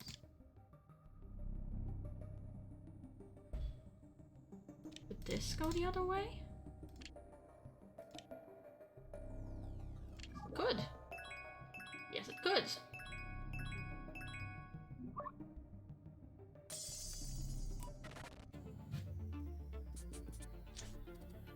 Perfect. In this last shot, we discover a crucial detail. The place where Nina works. It's the Blue Electric Sheep, a nightclub. Time to pay a social call. Okay, find Nina. But is the club in Low Town or is it up higher?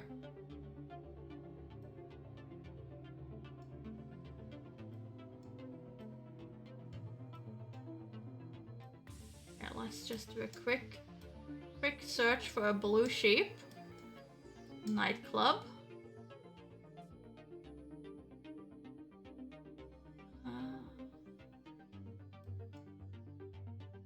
Is this her?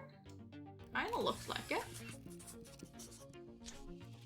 Do you see it, detective? Based on what we found out by decrypting the second memory shard, it looks like her. The physical appearance matches. It's better to play it safe though. Let's confirm her identity.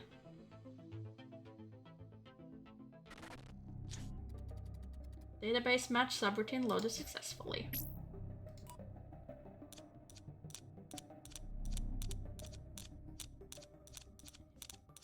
After the puppy here.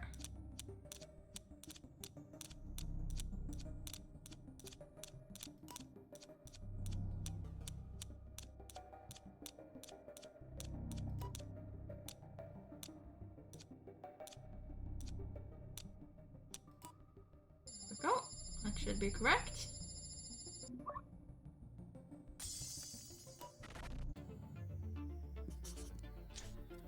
It's her, detective. But curb your handcuffs. I know you're eager to arrest her, but now I have access to a complete file, and we can't. For the space-time continuum to remain unchanged, Nina must survive and remain free. Ooh, but wait until you hear what else I have to say. Nina and Deckard are destined to meet. And, remember the child I told you about? Guess who their parents will be? Now do you see why we have to save Deckard and keep Nina out of jail? We have to go back in time and stop Nina before she kills Deckard. She killed her future husband. Okay, find Nina. Well, now we know what she looks like.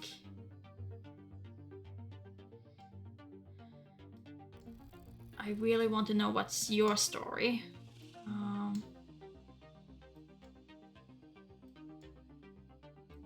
Let's see. Do you have that tattoo? Are you out here by any chance? Someone is fixing that thing. There she is.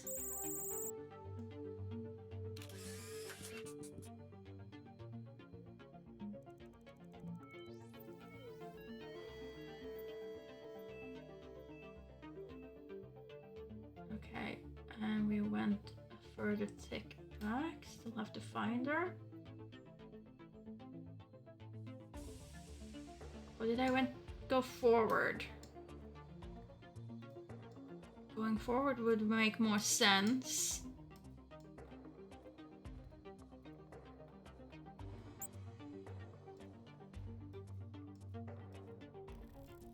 Point. Don't think that's her, but I'm gonna click it anyway, just to make sure. Didn't quite have the tipped ears. There they are.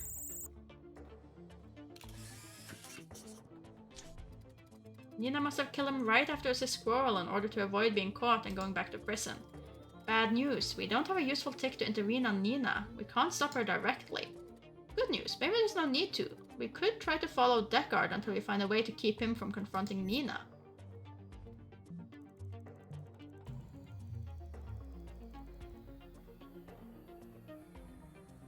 Okay, so...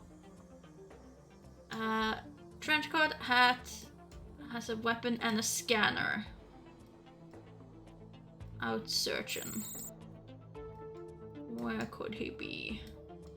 Oh, here's the guy with the suitcase earlier.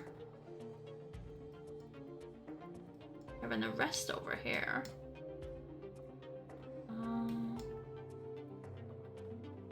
Something really weird going on over there.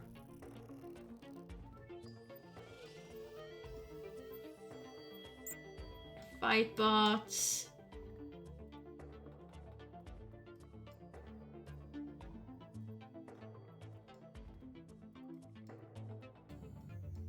Where on earth is he? Did he go that far back in time? Also, is that a Mandalorian?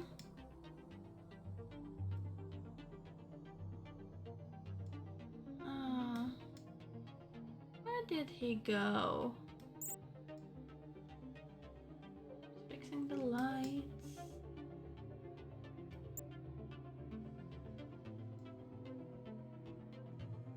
I don't think that's him, is it? He looks more cat-faced there. He looked more dog-faced from the back. Oh well.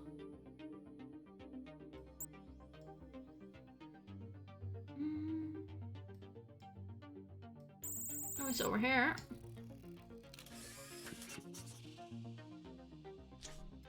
Ah, gee, we're dealing with that rascal Oblivioning again. Seems that Deckard's talking to a colleague, another investigator, who happens to be handling Deckard's device for recognizing criminals. Inside are the 3 memory shards we found earlier with Nina's information. But the unknown detective is actually Oblivion. I think we pinpoint the instance when the timeline was tampered with.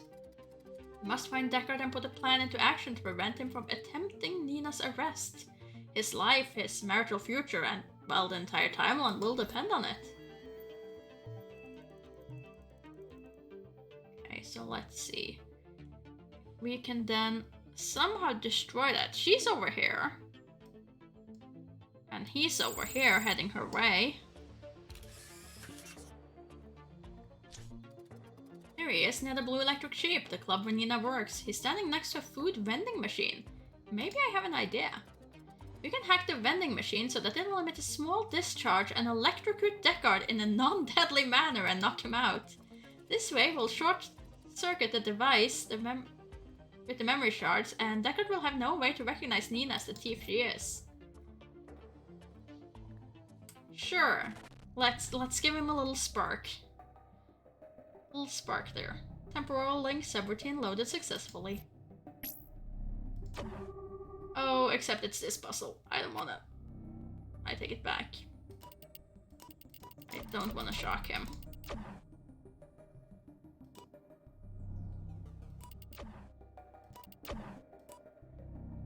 Go one further in. Steal those 2. Go one out. Where can you now go?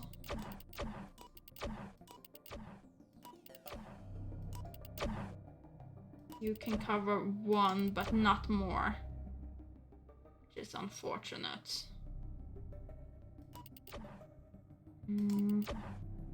Okay, go 1 in.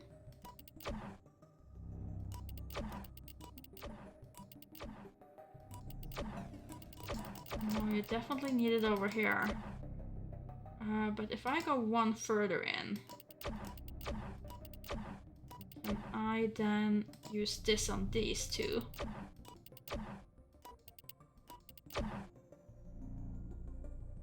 Thereby changing those. Go 1 out.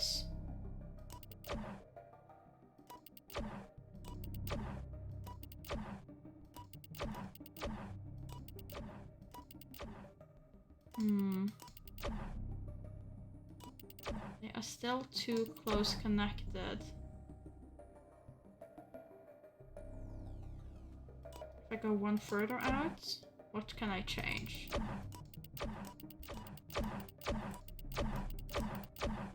I can change 1 of these, but then that one won't work. So right now neither of those work, so let's go further in.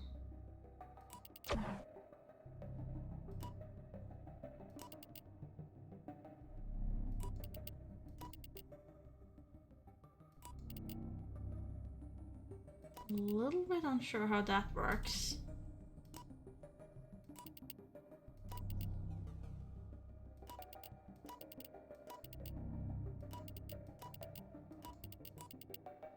You are now blocked from absolutely everything, which isn't good.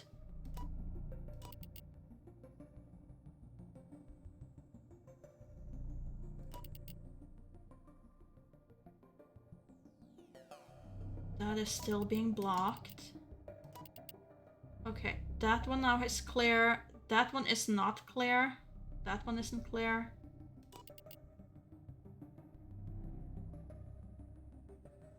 That one should be able to be hit. That one is not.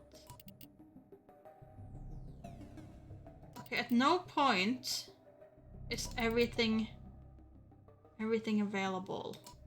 Huh.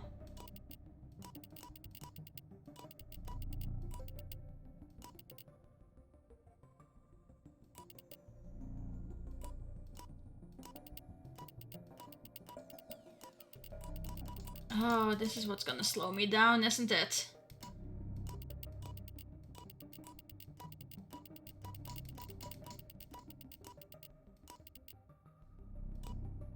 This is what's gonna slow me down.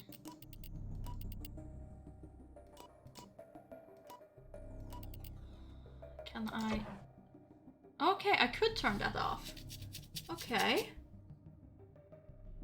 Did it change anything further? Did I change anything else?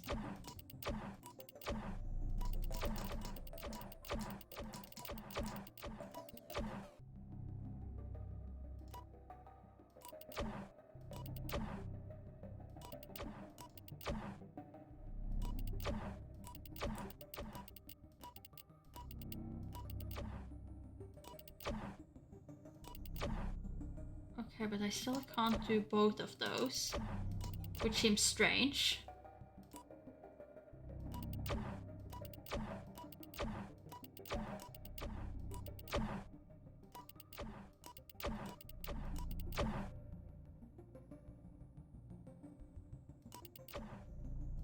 Okay, so you can do those two. Go one in. No, that messes up that one. Ay, ay, ay.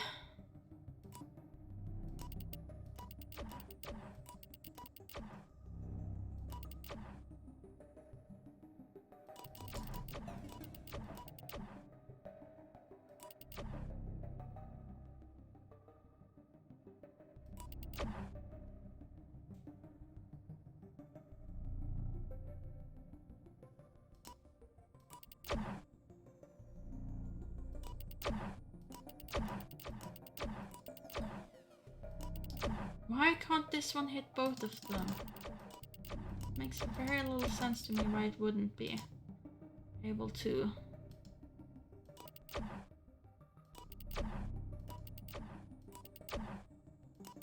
This we can not.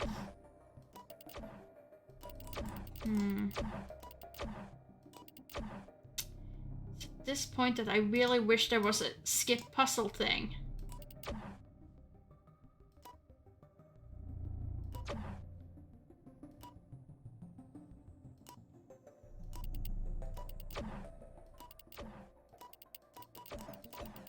Because I can guarantee that both Bane and Blobber has finished this thing ages ago. At this point. Okay, now it hits 2. And if you then hit... But now you don't?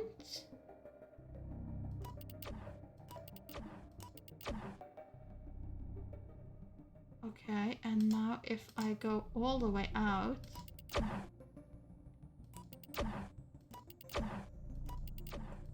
You can hit one, but not the other. Darn it! No, I can't hit that one. Ay, ay, ay.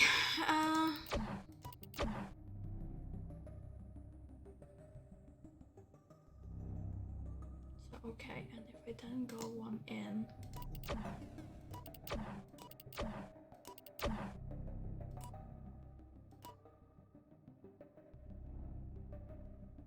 Lining all of these. I wouldn't be able to math it even if I wanted to.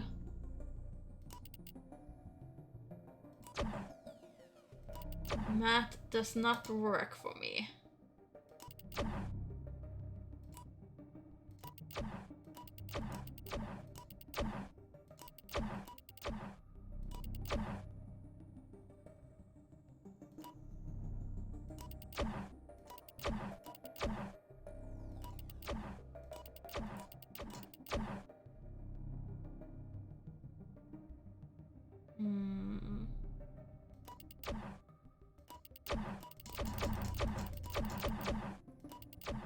Gonna have to be brute force, but so far it doesn't look like that's gonna go very well for me.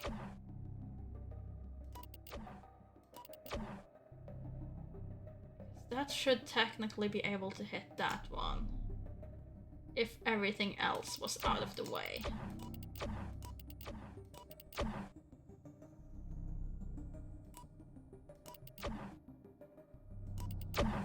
There we go. Hooray! Finally. Lots of time wasted. Done. Now let's move forward in time to see if our plan worked.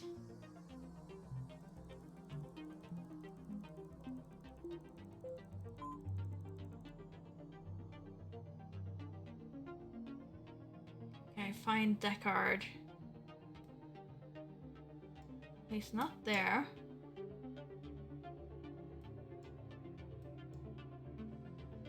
Where is he?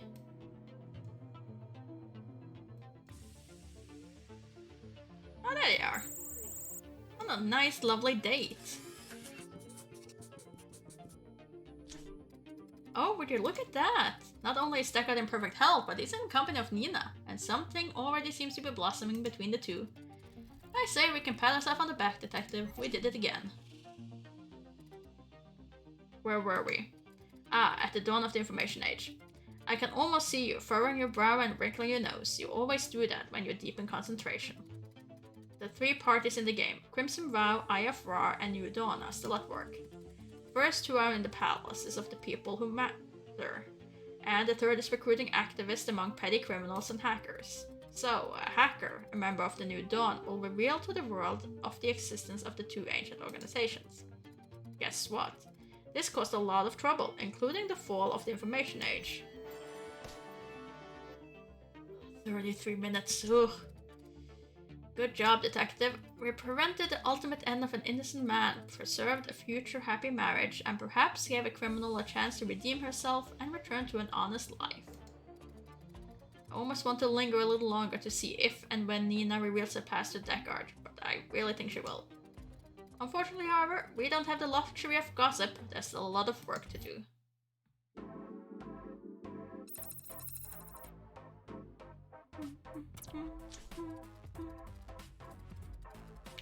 One more success for our mighty duo, detective. Although I'm left with curiosity of finding out what happened to our protagonists. I almost feel like I'm more tuned in to your human emotions. Funny, isn't it? To some it's weakness, but to me it's knowledge.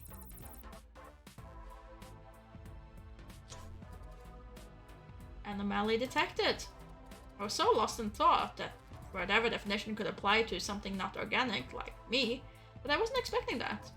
A ripple in time is disrupting the quiet daily life of Atlantis. A new case requires our intervention. Something is happening in the lost city. So, to prevent any damage to the true timeline, we should buckle up and find out what's going on.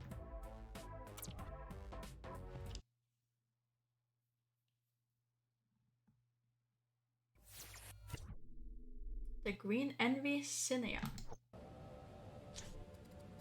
And here we are, ready to save the day.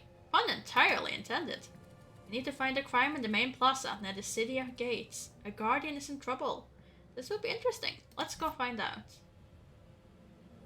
Okay, a guardian is in trouble near the main gate. Is it you? You kind of look like you're in trouble. You're in trouble? You seem very much troubled. You seem flustered.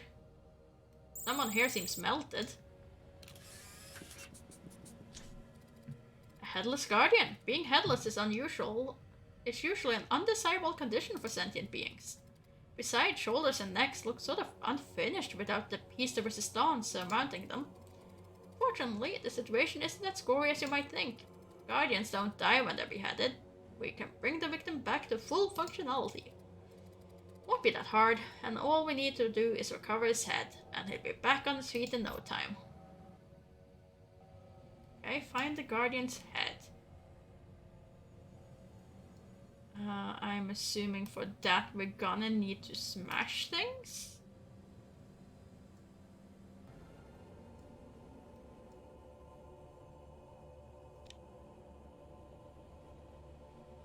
There isn't anything to smash anywhere close by though. The closest is over here. Makes no sense. Do we need to look into something perhaps? No, that doesn't seem to be it either. This is way far away.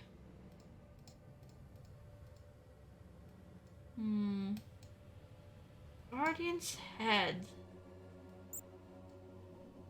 Guardian's head.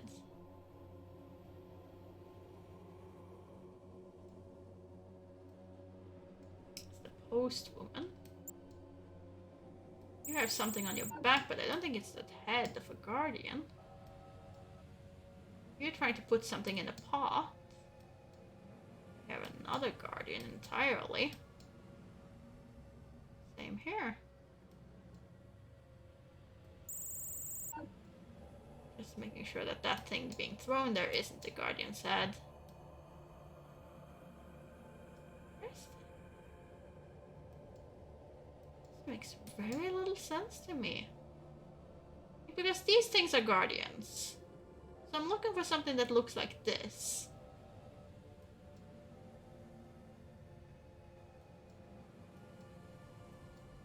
To me, it wouldn't make sense that it's been moved that far away.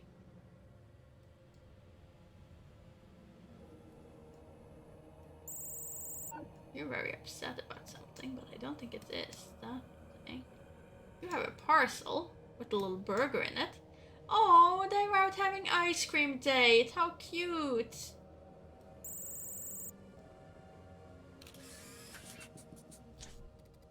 There he is. Another guardian has the head and is taking it away. Again, I'm sort of glad no crimson body fluids are involved. Still, the whole situation strikes me as weird. Guardians are supposed to cooperate with each other and not subtract body parts to scuttle away and perhaps hide them somewhere. As you probably know by now, we can't retrieve the head as long as the guardian is holding it. But since the crime goes against the code of conduct of the order, we can bring him to justice, have him arrested, and proceed with our quest. Very well, let's do that then. Obfuscate data inoculation subroutine loaded successfully. Oh, it's this thing. Let's see, and then I need you. Then I need you. Which one of you aren't correct? Oh, you aren't correct. There we go.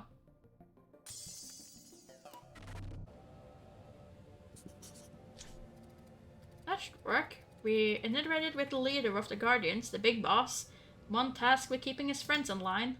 But wait, oh, how unexpected. Our plan is crashing. Why, you ask? Well, apparently the culprit, the head-carrying, sketchy-looking fellow, is Ansiel, the leader of the Guardians. We can't expect that he'll go out of a limb to arrest himself. I'm not even sure one could do that. We just have to follow Ansiel, the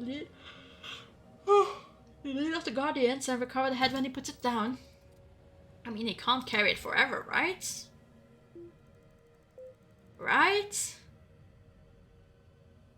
Couldn't possibly carry it forever. Someone's gotten plonked. He's smashing the head?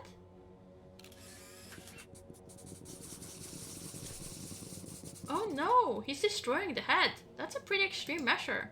And yes, I have a name for our unfortunate victim. He's Score. Something's wrong here. No, not just in process beheading, although I must admit it's not something you see every day. Unheard of. Guardians are supposed to be neutral entities. The representation of order. Instead, Ansiel is venting his destructive fury on Gore. We can't allow it. Let's go back in time and follow Ansiel so that we can uncover why his behavior is so puzzling.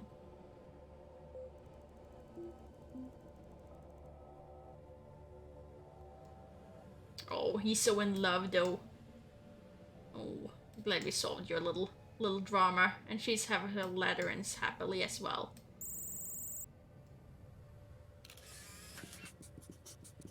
He's upset at something.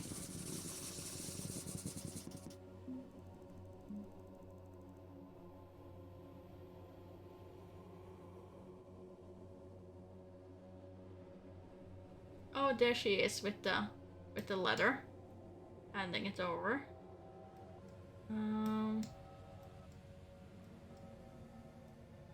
Where did Ansiel go though? Can I turn off that just to make sure he isn't over here? No, just a giant statue with a big sword. Where did he go? He was right here. How far can a guardian float?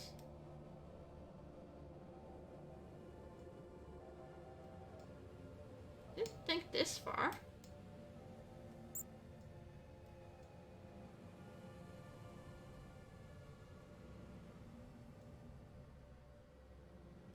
That isn't him. That's someone else. There's two over here, and neither of those are him either. And the one hiding behind there isn't him. He has that special helmet.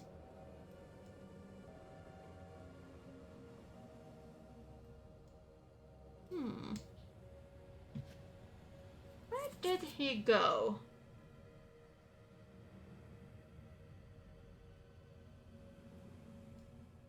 He seems to have absolutely vanished.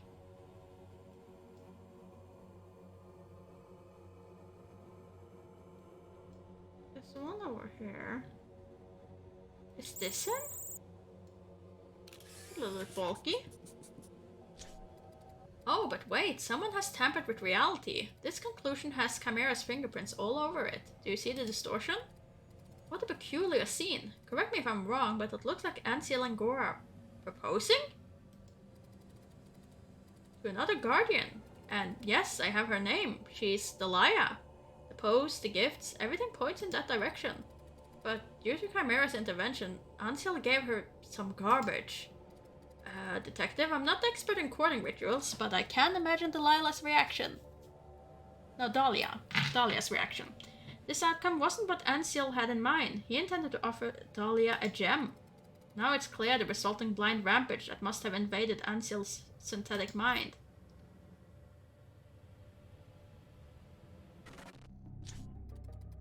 Data extraction subroutine loaded successfully.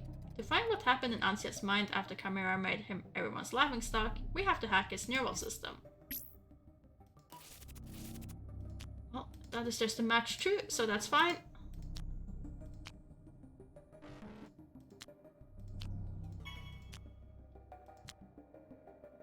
Yeah.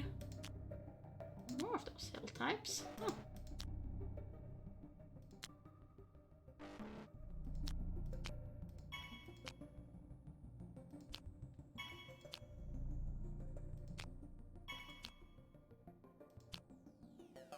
Oh, wrong one. Oh, shoot.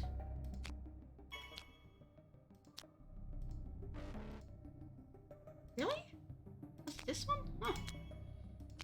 I really just remember that one.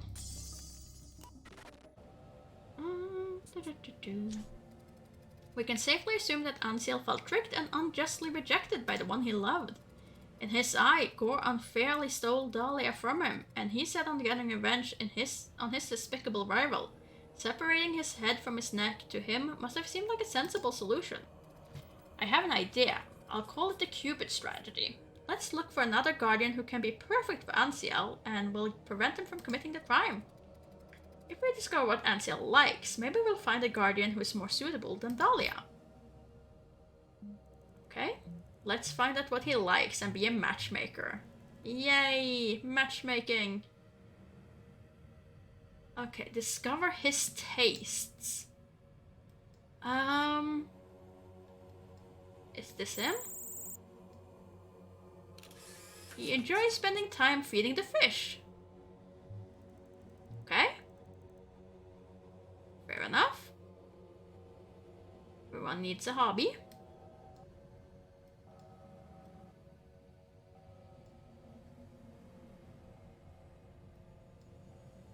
Sure, feeding the fish probably wouldn't be the first hobby I think he would pick up, but oh well.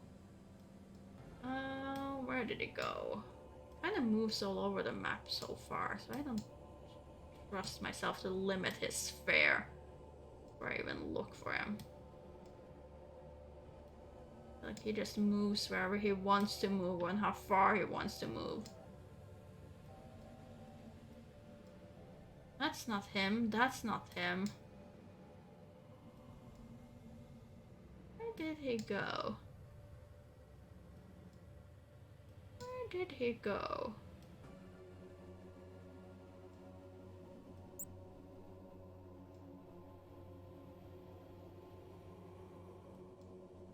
Oh.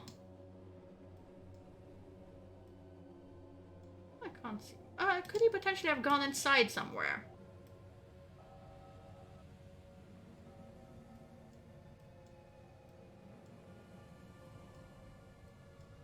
No, it doesn't. Oh, there he is. Hitting the gym.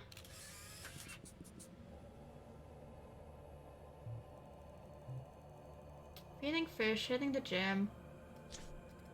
Now that we know Ansiel's taste, only one element is missing. His primordial form. Under the helmet, the head of each guardian has a peculiar shape.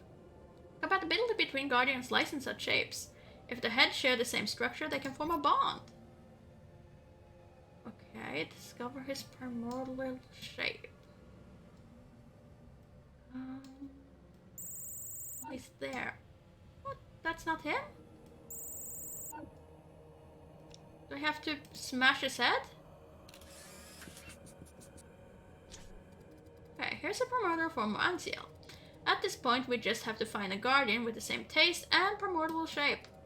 You know, detective, mating and courting among humans would be so much easier if they shared the guardian's methodical approach to romance. Minus the beheading, of course. Okay, so I need to find someone who's into the gym and feeding the fishies. And who has the same head shape. Very well.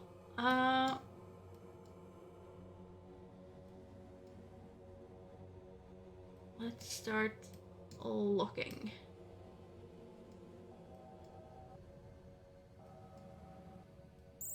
You like feeding the fishes. And you also have a gym bag thingy. Bingo! We found a perfect match for Ansiel. Her name is Gadriel. I guess she's pretty for a sentinel mineral life form. What do you think, detective? Oh, what a gentleman. I'm sure there's more to her than her supposedly good looks, so you're probably right. Again, Cupid shot his heart-shaped arrow, but this time it will be in the form of a sophisticated hacking routine. We're going to breach Gadriel's mind and input the memory of her love for Ansiel. They'll be happy after a secret intervention. Just wait and see. So we're gonna force her to remember falsely that she's in love with him. Great. Temporal link subroutine loaded correctly. No! No, no, no, no, no. No. I don't want to do this. Oh.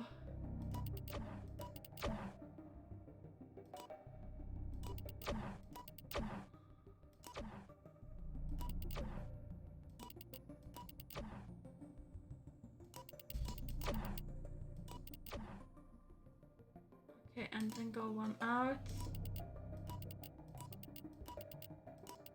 And now nothing works. Except that. One out.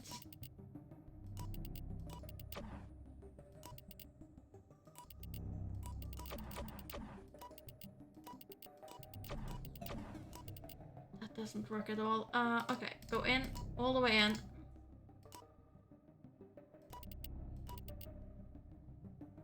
Okay.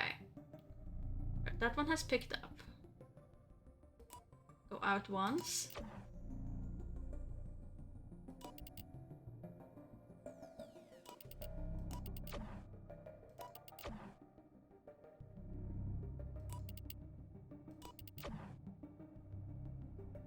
Okay, that could potentially hit there. So if I go one more out.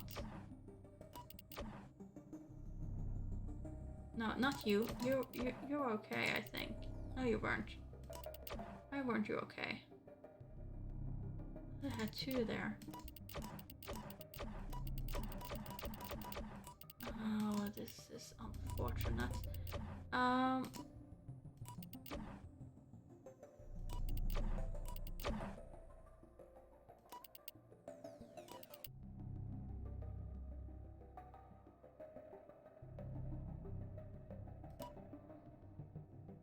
No, because now that will block both of those, and I can't have that.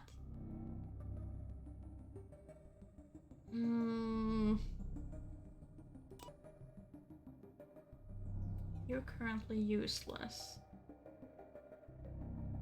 But what I need to move is this one.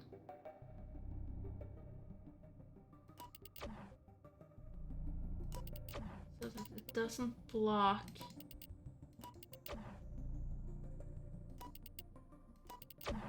You. And then go outwards.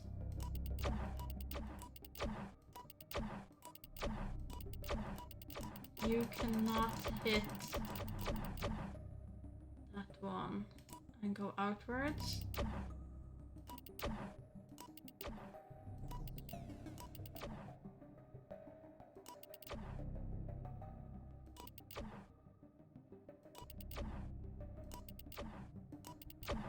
Oh. And go inwards. Go one more inwards. And now you work that way.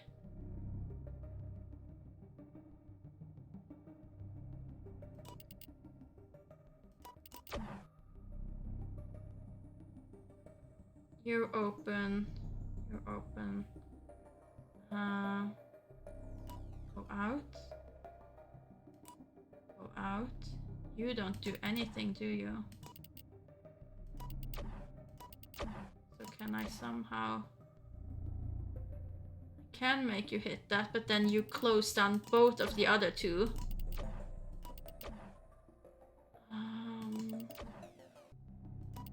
Which is not good.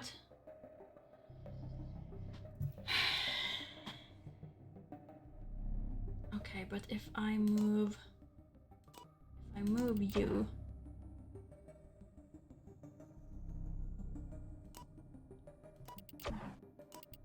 and then I move you, but now you're still the problem.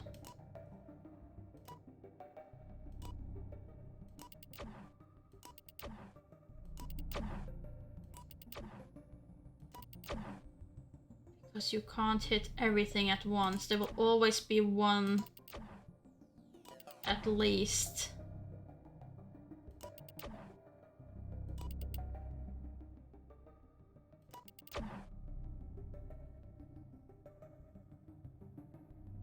That's the best I can do, but that won't help. Go in. Can you now hit that one? You can. That one go out. No, I couldn't move that one then. Oh, darn it.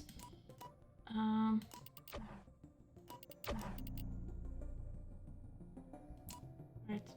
Go. No. Go back in. Not you. You were in the right position. Keep moving the wrong things. I want you, and I want you over here. And I want one out. And I wanted you to hit. Sure, that works. Then I just need something to hit this thing.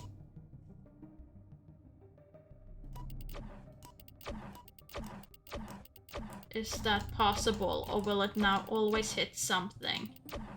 Yes, it will always hit this. But can you replace something? You could potentially replace this one. If I go to the inner one, and you then turn all the way around. There we go. Ah, I spent way too long on those. I spent way too long on those. Done. Now we just have to move forward in time and be sure that our plan works.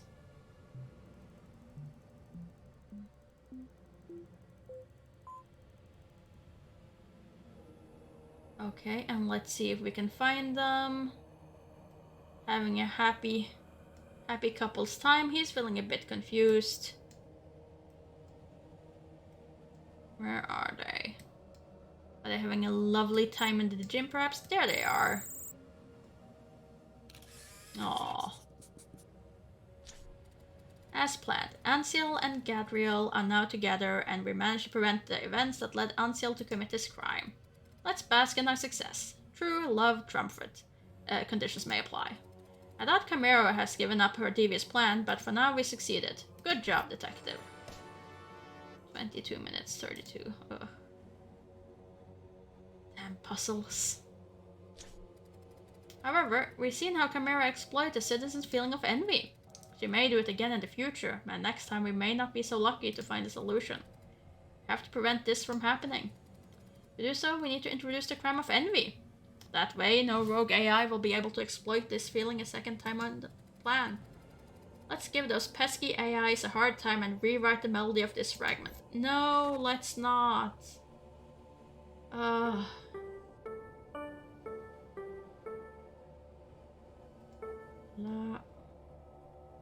Sol. La. Oh, where was me? This was Ray. Was this me? Yeah, that's me. Okay. La. Sol. La. Me. La again. Sol. Fa. This Fa? No, that was Do. That was Fa. Okay. La. Sol. La. Mi. La. Sol. Fa. Go. Indeed, Rumor, that's pretty much the feeling you get. I'm not fond of those puzzles. Excellent. Now Atlantis knows envy, and it's equipped to recognize and denounce such behavior to the Guardians. Detective, we can virtually toast to one more solved case. I don't like that I keep introducing the sins. It's oddly satisfying to see a positive resolution to our cases, Detective. Even more so because we successfully brought two souls together despite Chimera's wicked intention. Who would have thought rocks could fall in love? Well, not me, and not just because I'm not equipped to fully grasp the idea of love. The more we cooperate, the idea of it gets increasingly dangerous and intriguing. We can't rest on our laurels, though. A new interference is being reported to me by my scanners. We must return to the Lost Age. It always amazes me how such a period of history has been ingrained in the collective imagination of your species, Detective. I understand the allure of pyramids, desert, and travel through the fabric of time and space, but all that sand and heat must not be pleasant for your organisms. What do you mean you sometimes purposely go for such scenarios? For recreation? Honestly, you're bizarre creatures. Okay, let's do one more case. The Cerulean Stone. Sit tight, detective. We're stabilizing the true timeline and our skills are absolutely relevant. I managed to distract her for a few moments, but I don't have much time. I know you didn't betray me, otherwise she would have found out and we wouldn't be here talking. That's good. Still a lot to be said. Thank you for your trust. I know you'll understand how valuable it is. Okay, what am I finding this time? My oh my, apparently an object was misplaced in the area surrounding the Great Pyramid. And by misplaced, I mean that someone grabbed and removed something they had no right over, which in more technical term is a theft. No doubt, to require our intervention, such an object must be of the utmost importance. Now, detective, your eyes must be sharp and your wits ready, for we need to look for clues. Okay, find a crime scene by the Great Pyramid of a theft. I mean, these people have found a mummy, but I don't think that's the thing. And you're just being hardworking.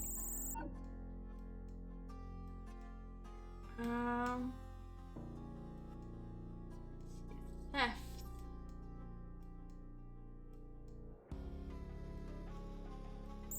You look a bit suspicious. You also look a bit suspicious. Well, you guys are fine. You look like you lost something. You look like you're waiting for someone.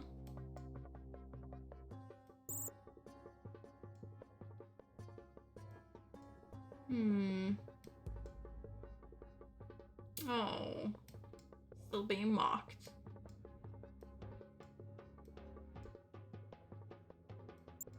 Feeding the snake. Okay, let's see. Could it be something inside here? I mean, something here has been smashed, and you look like you're trying to take something. This looks like it's been burgled. Oh. Someone broke into the pyramid safe. I think it's pretty evident, right? And what's missing? I'm glad you asked. A mysterious thief has stolen the pyramid's blueprints from the safe. Risky and dangerous, for such blueprints are masterpieces of engineering and architecture. But look, no sleight of hand was performed. The safe has been melted, apparently by some form of condensing energy. We need and discover what caused such devastation. We need to discover, I'm assuming it's supposed to be. Energy analysis subroutine loaded successfully. Oh, shorten. Right, and then increase in size and unshorten a little bit. Good news, we have our answer. Bad news, such an outburst of energy couldn't be caused by any common tool. The Sacred Stone of Power was involved. We've already encountered the Sacred Stones in the Bronze Eternity Gauntlet case, remember? It's an old acquaintance of us then. Let's try to track the energy and find who managed to get their hands on such a powerful, dangerous energy source.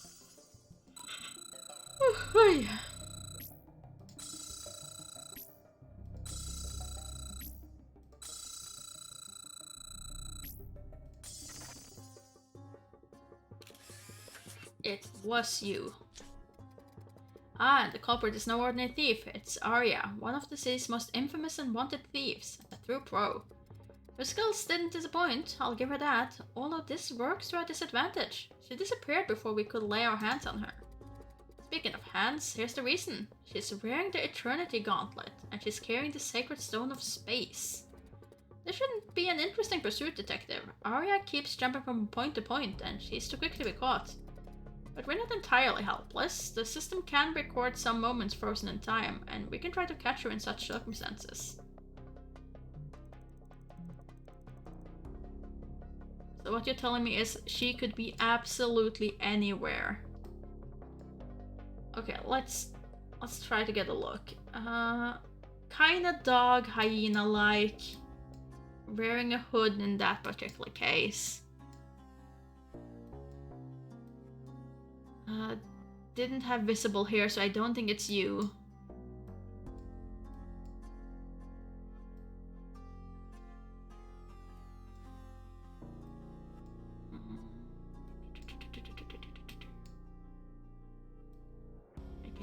sandcastles.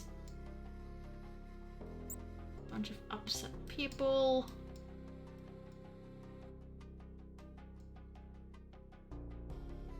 Also not particularly happy. They have discovered that something has been stolen over here.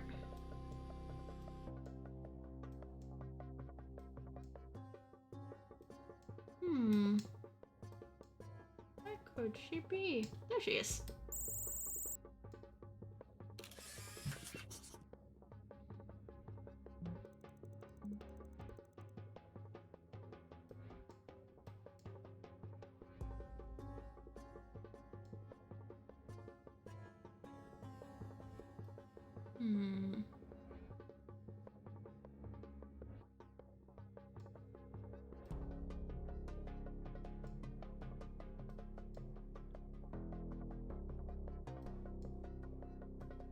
Where did she go?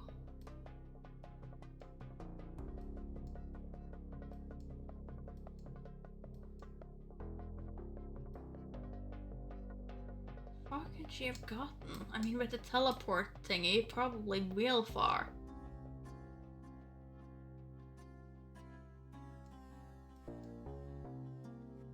There she is.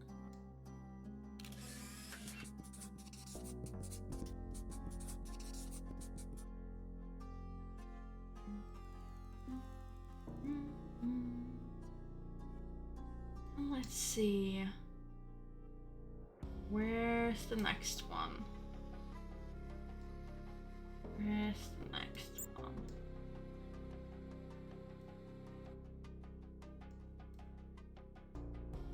There she is. I seem to remember that she went into that tavern at one point.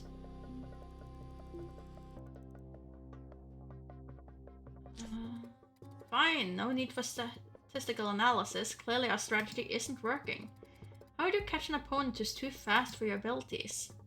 A trap detective? You're an absolute genius. Your Earth gates are excellent energy sources. We could detour such energy and harness it to create a Faraday cage for Arya to fall into. Then we'll find a way to intervene. The reality manipulator will let you turn on any still inactive gate. I'll leave it to you. Well, I take care of the rest. Wait, what? Which tool? I'm sorry, which tool? Reality manipulator. Is that you? No. Is it you? It can't be this thing, surely.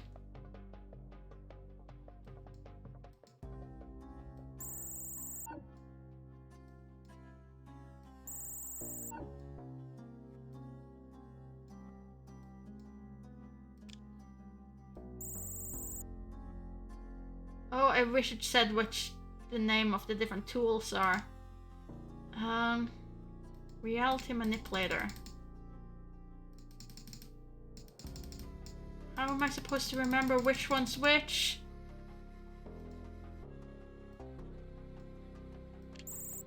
I would think it's this one. But that doesn't allow me to interact with the Earth gates. Let you turn on any still inactive gate. It doesn't though. I mean, this doesn't seem active.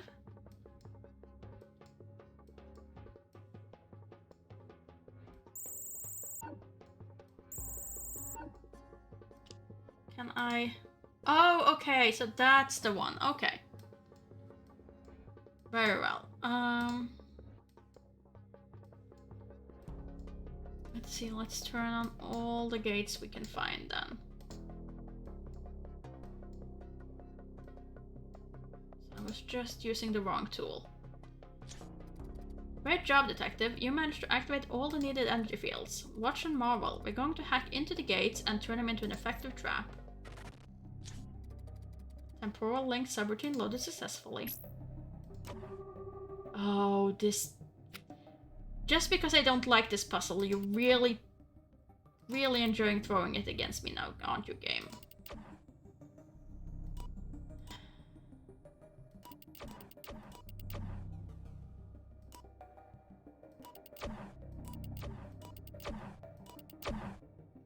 That's that one. Go one out.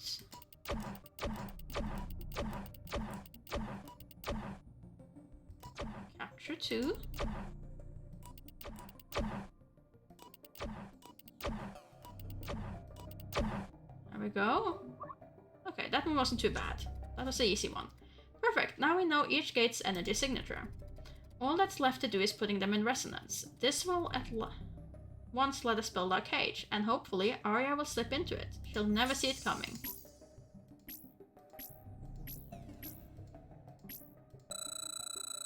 Okay.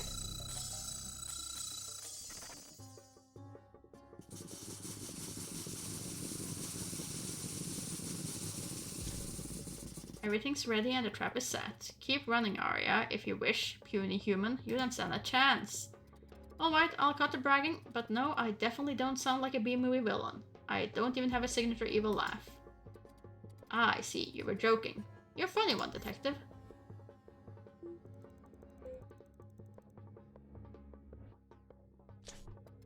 Now, sharpen your eyesight, detective. We must find Arya.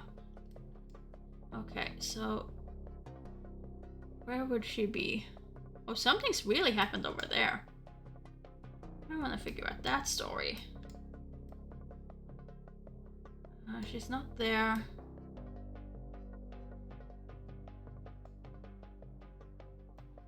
Where could she be?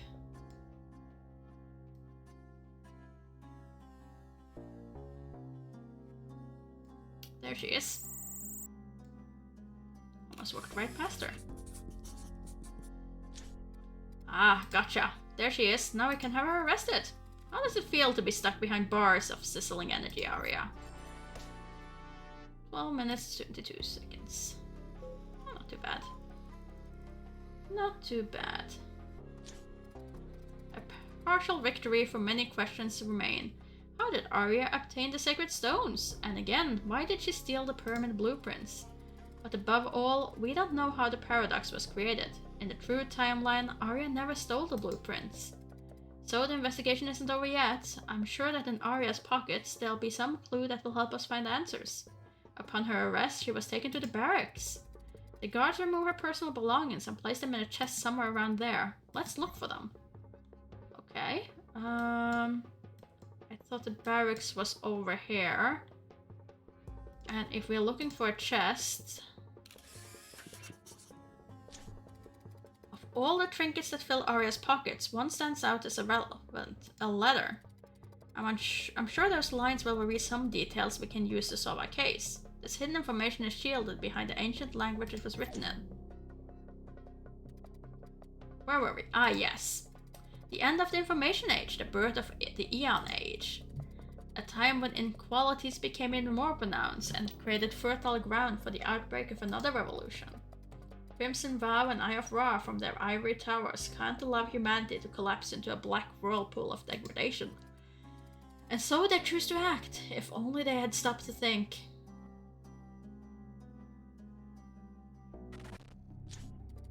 Universal Decryption subroutine loaded successfully.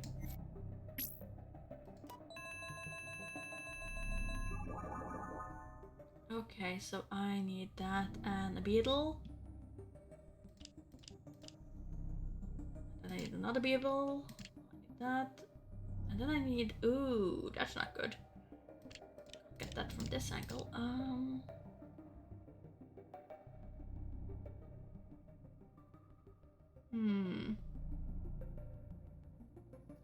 beetle isn't it? Maybe it's this one? Wave, knife, wave, knife, eye. Sure, that makes sense.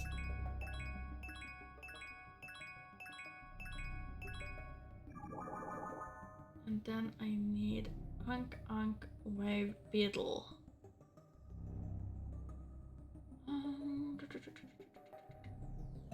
Unk, wave, beetle. Oh, well, scarab. Probably scarab. Oop.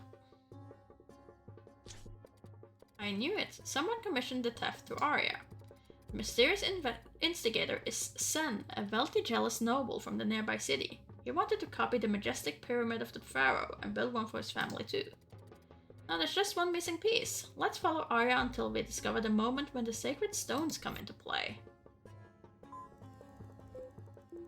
Okay, go all the way back.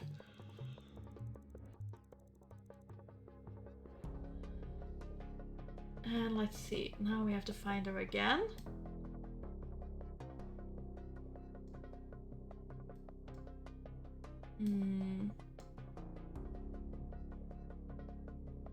Oh, hi there, Bane.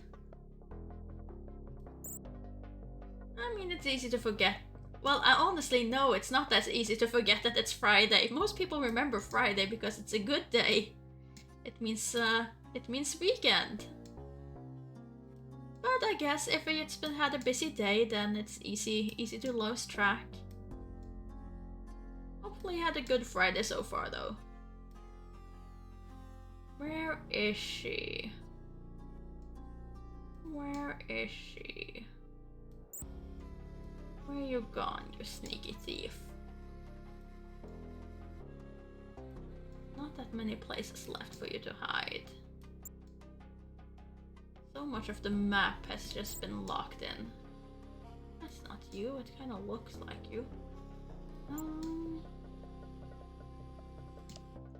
Let's see, let's turn that off just to make sure that it's not missing something.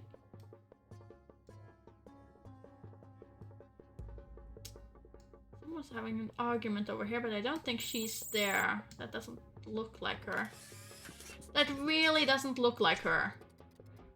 There she is, talking with Sen. No doubt this is the moment when the two accomplices were plotting their deed and Sen commissioned the theft. Been off work this week with the kidney stone. Oh no! That's unfortunate. Kidney stones are quite painful, I believe. I have not had the fortune of having experienced it personally. But I seem to remember they are quite unpleasant.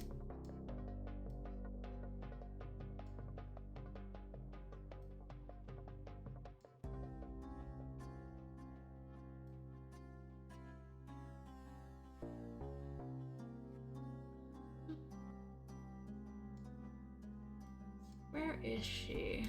Where did she go? There she is. Your version was worse. I looked at them both and went, wow, that'd be a great hiding place for a character and moved past it. Oh no! Oh no! Oh, that one must have hurt. Oh, I can only imagine that one would hurt. When you finally realize that that they were there. Oof.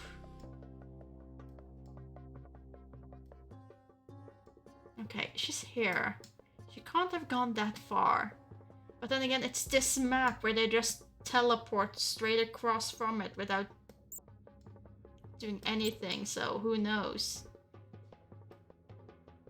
Don't like this map for that precise reason. I mean, at least the gates are here, so you kinda expect it, which is more than some of the other maps that are inconsistent with how far people can travel. Okay, let's try looking through the walls, in case she is in a building. She shouldn't be. This doesn't look like her at all, but I'm still not gonna take the chance that it might be.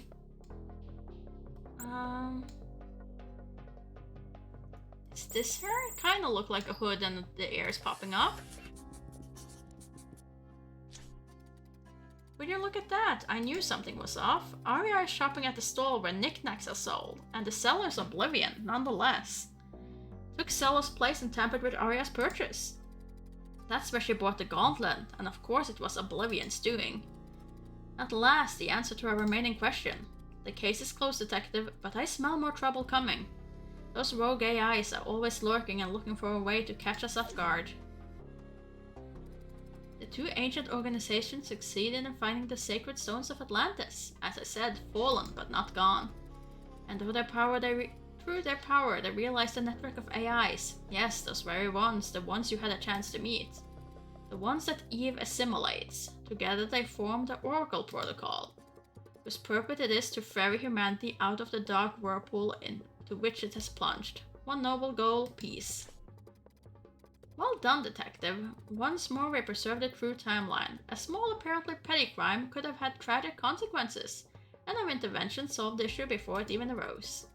Wish I could tell you to take some time off and relax, but there's no rest for the wicked, and there's even less for those who pursue a greater good as we do.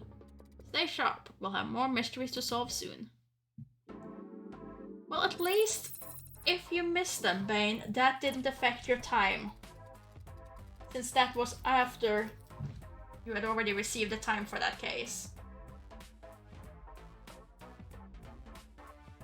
So if there was to be a time to be a bit blind, that was a good one.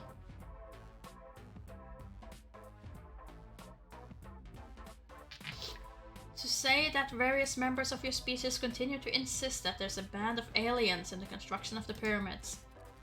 If they only knew the secrets that are hidden by those colossal stones, the crimes that took place in the shadow of those immortal momentums, they're probably short circuits. Alert! Alert! Calling me alerted, detective. If we don't hurry up and stabilize the true timeline, you won't get to enjoy a single moment of quiet. Or, my maker forbid, vacation. Consider this a short trip, if you wish, not just to a different place, but to a different time. Back to the Aeon Age. Then, the scrambling of time and space bears the signature of someone we know all too well, but let's refrain from elucubrations and see firsthand what's going on. I have not been noting down my times, no, Bane. I know Blobber checked the first couple of them and put them in, but once he left, I'm blind as to how I'm doing. So I'm gonna have to go back and fill them in. Yeah, it's easy to go through the WOD. I know I took one of your victories, and I know I took one of his victories. So far I got 2 at least. I don't know how I did with the other ones. I can only hope that one of these cases will fully grasp what us rogue AIs are up to. We have to protect the space-time continuum, and we must do so at any cost. However, this is a good place to stop for me. My 3 hours are just about up. I can hear dogs downstairs being very anxious for their afternoon walk, and I need some food before heading to bed. So thanks you to everyone who stopped by to watch for a bit, and my next stream will be tomorrow morning, for me. Far too early really, but who am I kidding, I'll be up for hours before that anyway, probably. I will be joining Blobber on his channel, where we'll be continuing our Discworld Noir adventure, which I'm very much looking forward to. It has some great dialogue. It also has a lot of pixels cutting, but I'm willing to forgive that based on the good dialogue so far. And then, let's see, after that, I also have a stream on Sunday, and right now I can't remember what was on the schedule for Sunday. Let's see, that is The Dark Side of the Moon is the game for Sunday, which is a FMV game that features Rupert, the actor who played Detective Jenks, Inspector Jenks. However, it's not supposed to be a particularly good game in total, so I'm kind of wondering what it's actually going to be bringing and how that's going to go. But yeah. Let's see, is there anyone I can throw you people over to though? Let's see. Who's up and about? Fishlip just started, so let's see. Assassin's Creed Black Flag, sure. But I see Zelda. Huh. Oh well. Until next time, enjoy the rest of your weekend, and goodbye.